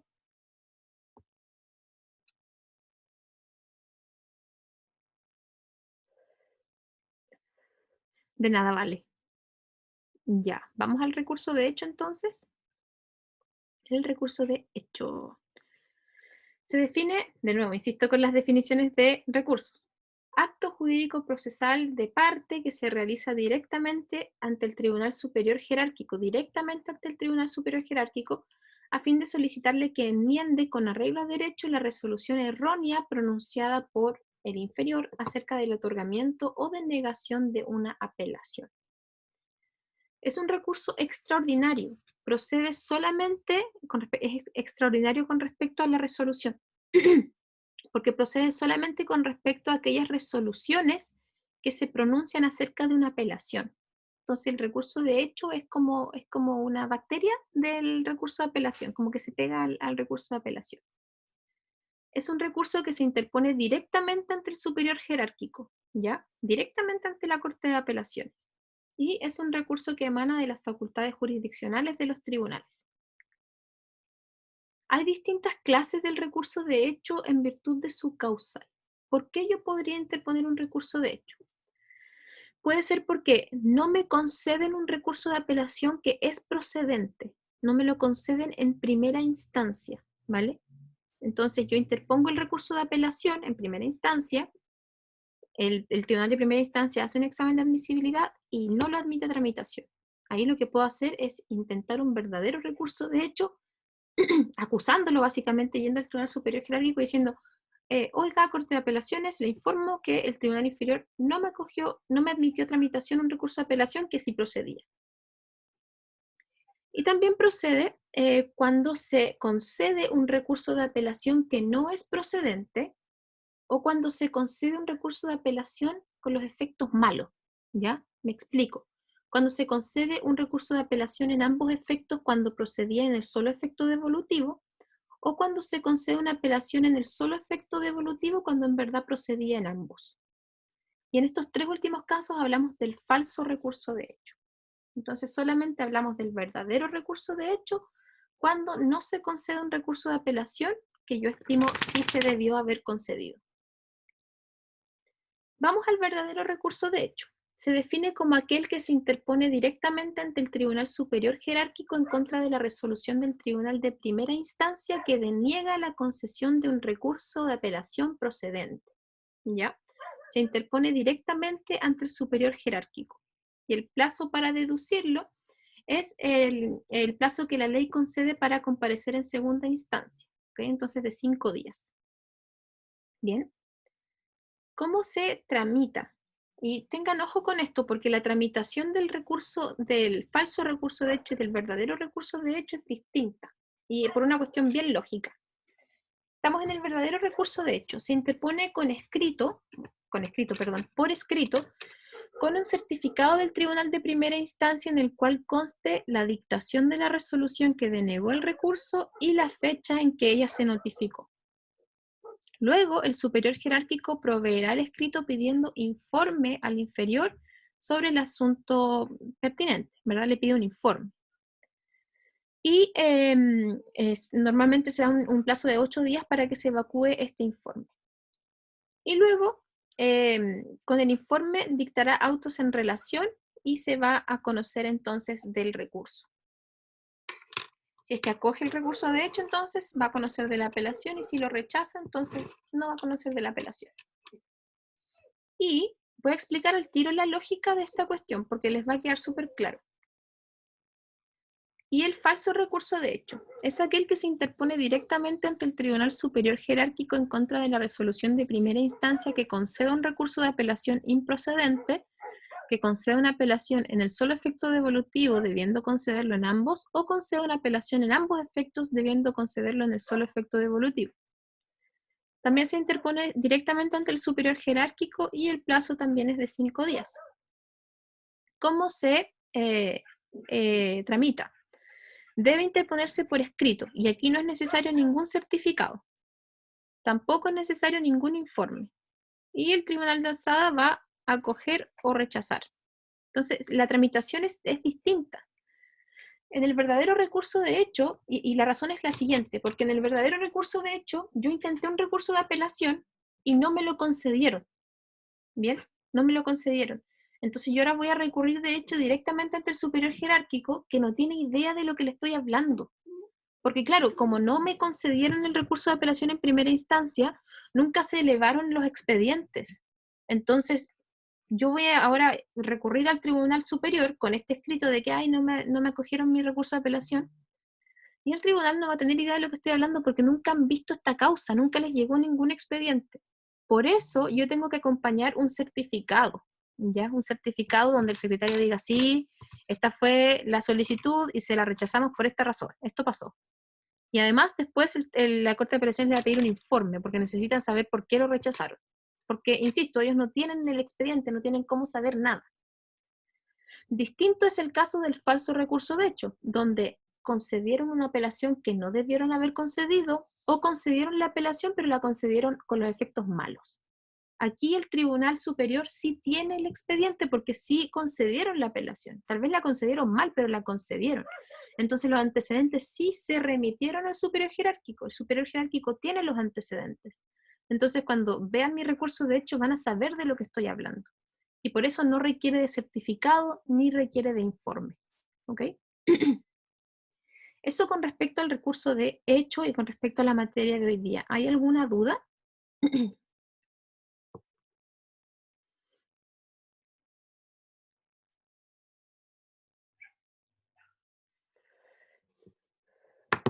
El plazo del artículo 200 está como un poquito obsoleto porque antes había un plazo, antes de la tramitación electrónica, había un plazo para comparecer en segunda instancia, ¿vale? Así se llamaba. Y el plazo era de 5 días, perdón, y el plazo era de 5 días desde que se ingresaba el expediente en segunda instancia en el recurso de apelación, o sea, se concedía el recurso de apelación en segunda instancia, se remitían los autos llegaban a la Corte de Apelaciones, certificados de ingreso, y desde ese momento las partes tenían un plazo de 5 días para comparecer en segunda instancia, y si es que no lo hacían, se consideraba desierto el recurso, podría ser, ¿bien? Esto se derogó, la comparecencia en segunda instancia ya no es necesaria, ¿bien? Pero el plazo del artículo 200 sí sigue siendo aplicable a el recurso de hecho, a solicitar alegatos, en ese sentido sigue estando vigente. No para la comparecencia, pero para estas otras cosas sí.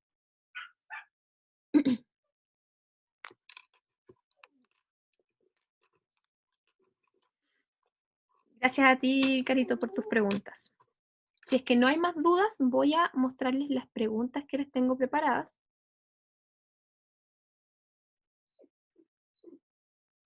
Por aquí están. Ya. Esta es una que he visto varias veces. ¿Por qué el recurso de apelación es doblemente ordinario? Por lo que estábamos hablando, ¿ya? Es doblemente ordinario, por un lado, porque procede respecto de la mayoría de las resoluciones judiciales generalmente, y además porque tiene una causal genérica que es el agravio.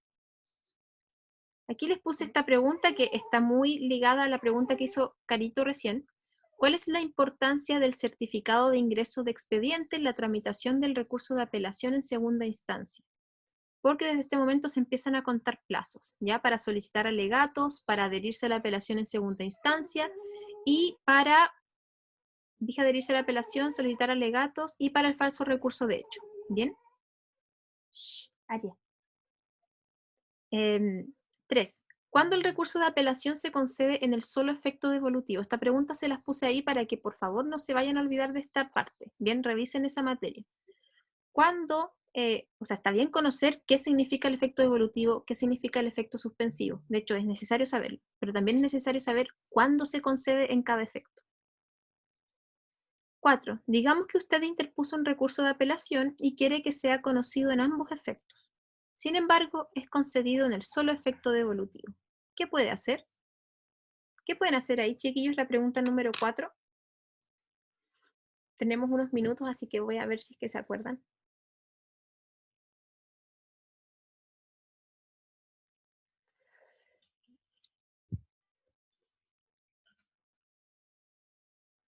ONI, ONI es una y recurso de hecho la otra. Exactamente, súper bien. Pucha que son máquinas.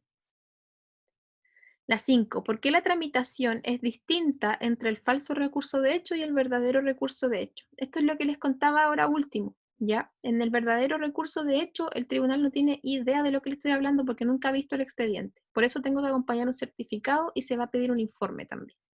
En el falso recurso de hecho, en cambio, tienen el expediente, así que no hay ningún problema. No me piden ni certificado, ni tampoco al tribunal le piden informe. 6. Perdón. 6. Respecto de los recursos de reposición, apelación y de hecho, señale cuáles son las resoluciones impugnables por cada recurso y los plazos de interposición. La número 6 se la puse ahí, chiquillos, para que se hagan el cuadrito. Resoluciones recurribles para cada uno y los plazos. 7. ¿Cuándo puedo interponer el recurso de reposición contra una sentencia interlocutoria? Entonces aquí estaban estos casos excepcionales. La resolución que recibe la causa prueba, la resolución que deniega esta solicitud de que la casación en el fondo sea conocida por el Pleno, el rechazo in limine en la casación en el fondo, ¿verdad? La que declara inadmisible la casación en la forma, entre otras, ¿bien? Ahí puse en práctica mi técnica de entre otras. Cada vez que tengan que contestar un listado de algo, chiquillos, simplemente vean su mente y digan ya.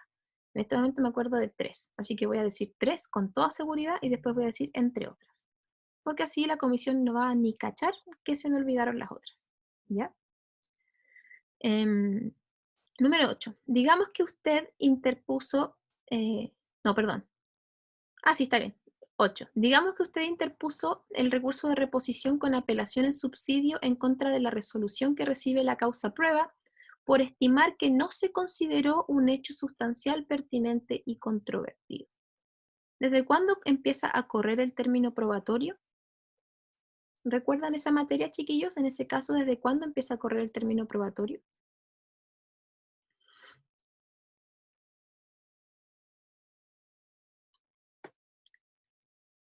Luego de pasados los 3 días, bueno, hay que distinguir, ¿vale?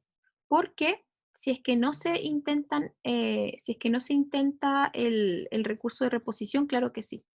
Pero en este caso que se intentó el recurso de reposición, va a empezar a correr desde que se falla la reposición, ¿ok?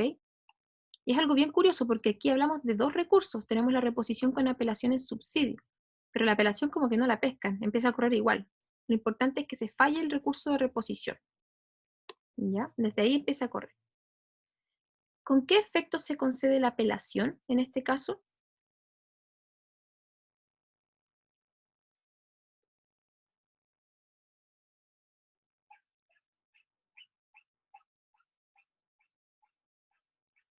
¿Recuerdan? ¿Será el solo efecto devolutivo en ambos efectos?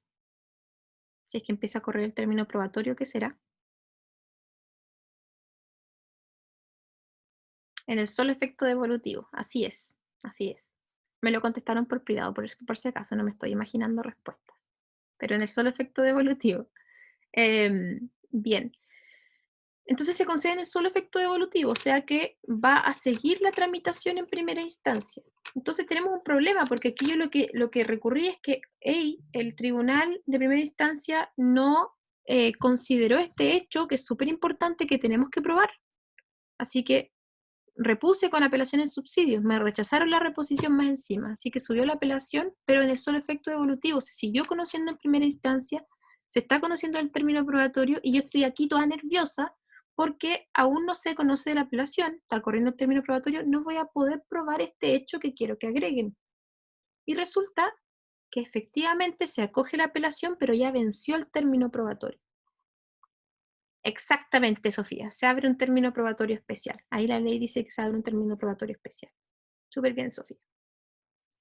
¿Cuál es la diferencia, la 9, entre la resolución que manda traer los autos en relación y la que ordena dar cuenta del recurso de apelación? Lo que yo les mencionaba, autos en relación se conoce previa vista de la causa y darse cuenta solamente se conoce a puertas cerradas con lo que dice el relator o relatora.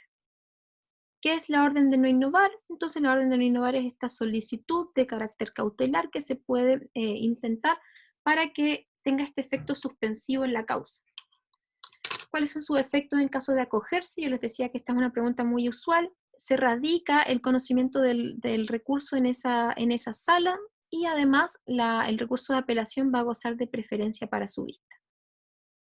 ¿En qué orden se incorporan las apelaciones a la tabla? En el orden en que queden en estado de relación, ¿se acuerdan? Cuando el relator la revisa y dice ya no hay nada pendiente, sí está en estado de relación. ¿Qué circunstancias podrían alterar ese orden? Como veíamos, las causas que gozan de preferencia. 13. ¿Por qué el recurso de apelación constituye la doble instancia en nuestra legislación? Porque solo en virtud del recurso de apelación el Tribunal Superior conoce de los hechos y del derecho. ¿Cómo puedo impugnar una resolución judicial? Cuidado con esta pregunta tramposa que les podría hacer la comisión, porque ustedes van a responder al tiro recursos y está bien, pero la comisión a lo mejor quieren que ustedes mencionen que también hay otras formas de impugnar una resolución judicial. Entonces la respuesta correcta sería, hay varias formas, el derecho nos da varias herramientas, tenemos incidentes de nulidad, Tenemos, ¿verdad?, acción de revisión, tenemos el alzamiento de medidas precautorias, tenemos los recursos por ahí también, y ahí sí nos vamos a los recursos. ¿Qué es el agravio? Ahí, como yo les decía, es la diferencia entre lo pedido y lo concedido y se extrae del artículo 751 a propósito del juicio de Hacienda. ¿Cuándo se conoce de una apelación previa vista de la causa? Tengan ojo con esto. Entonces, mucho ojo con que la sentencia definitiva siempre se conoce previa vista de la causa, las otras resoluciones por regla general en cuenta, a no ser que se soliciten alegatos. Así que ahí los abogados van a tener que estar pendientes de este plazo de 5 días para solicitar alegatos si es que quieren alegar, porque si no, no van a alegar. ¿Qué son los acuerdos? Son estas discusiones privadas que mantiene un tribunal colegiado para llegar a la resolución de un asunto sometido a su jurisdicción, ¿verdad? Sometido a su competencia, más bien. 18. ¿Qué tribunal es el llamado a ejecutar la resolución que acoge o rechaza un recurso de apelación? ¿Se acuerdan de eso, chiquillos, de las 18?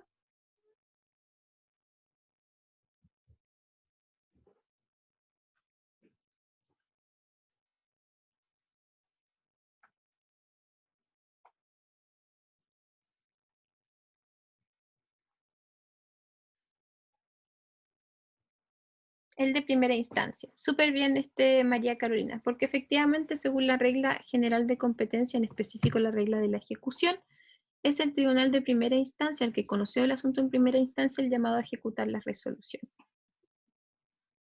Ya, Pancha, voy al tiro, voy a terminar esta y lo veo.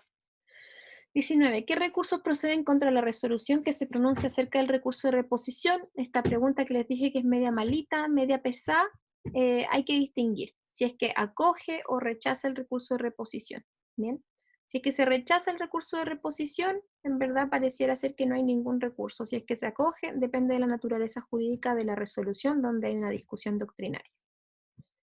20. La adhesión a la apelación es accesoria a la apelación y es, como yo les decía, para nacer, aparentemente sí, porque para poder adherirme a algo necesito que ese algo exista, pero una vez que me adhiero a la apelación, esta adhesión a la apelación adquiere una vida propia, no es dependiente de la adhesión.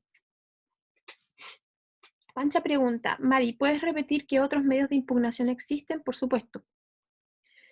Yo puedo impugnar alguna resolución judicial o alguna actuación de muchas formas, ¿vale? Tengo el incidente de nulidad, por ejemplo. Yo encuentro que el tribunal se equivocó y puedo intentar un incidente de nulidad. En general puedo oponerme. Cada vez que el tribunal, por ejemplo, me da traslado para algo, yo puedo oponerme también. Puedo también intentar, por ejemplo, en el caso de las medidas precautorias, de que yo encuentro que se decretó una medida precautoria mal, yo puedo pedir el alzamiento de esa medida precautoria. Y en general tengo varias formas de impugnar las resoluciones judiciales. Una de esas formas son los recursos.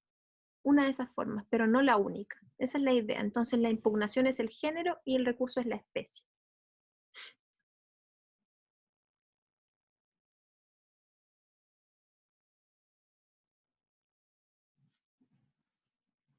María Carolina, Mari, me quedó la duda en qué casos puedo reponer con apelación en subsidio. En los casos en que estamos hablando de la reposición que procede respecto a las sentencias interlocutorias, ¿vale?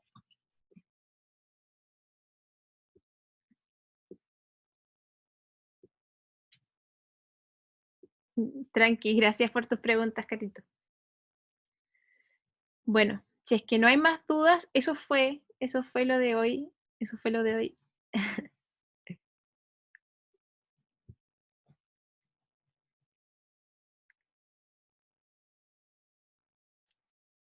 Gracias a ustedes por unirse, muchas gracias, de verdad. Lo pasé muy bien, recursos en verdad lo encuentro entretenido igual. Háganse el cuadrito que les dije, se les va a hacer súper fácil. Y si quieren, gracias Gloria, gracias chiquillos. Y si están tan agradecidos, podrían hacer una historia, ¿verdad? Diciendo lo bacán que fue la clase también, no me enojo. Que estén súper bien. Vean el live que hice con el profe de civil, ¿ya? Estuvo súper bueno. Ya, que estén súper bien, chiquillos. Hoy, mañana voy a subir las cositas, ¿ya? Para que puedan ver todo eso. en la grabación, el temario, todo eso. Y voy a tratar de acordarme de subir el resumen que hice de la tramitación de la apelación también. Ya, no les quito más tiempo. Muchas gracias por asistir. Estudien, estudien, descansen, iba a decir, descansen. Y nos vemos mañana. Sí, José, nos vemos mañana para los que se unan a la clase de civil que vamos a empezar con contratos. Un besito, chao.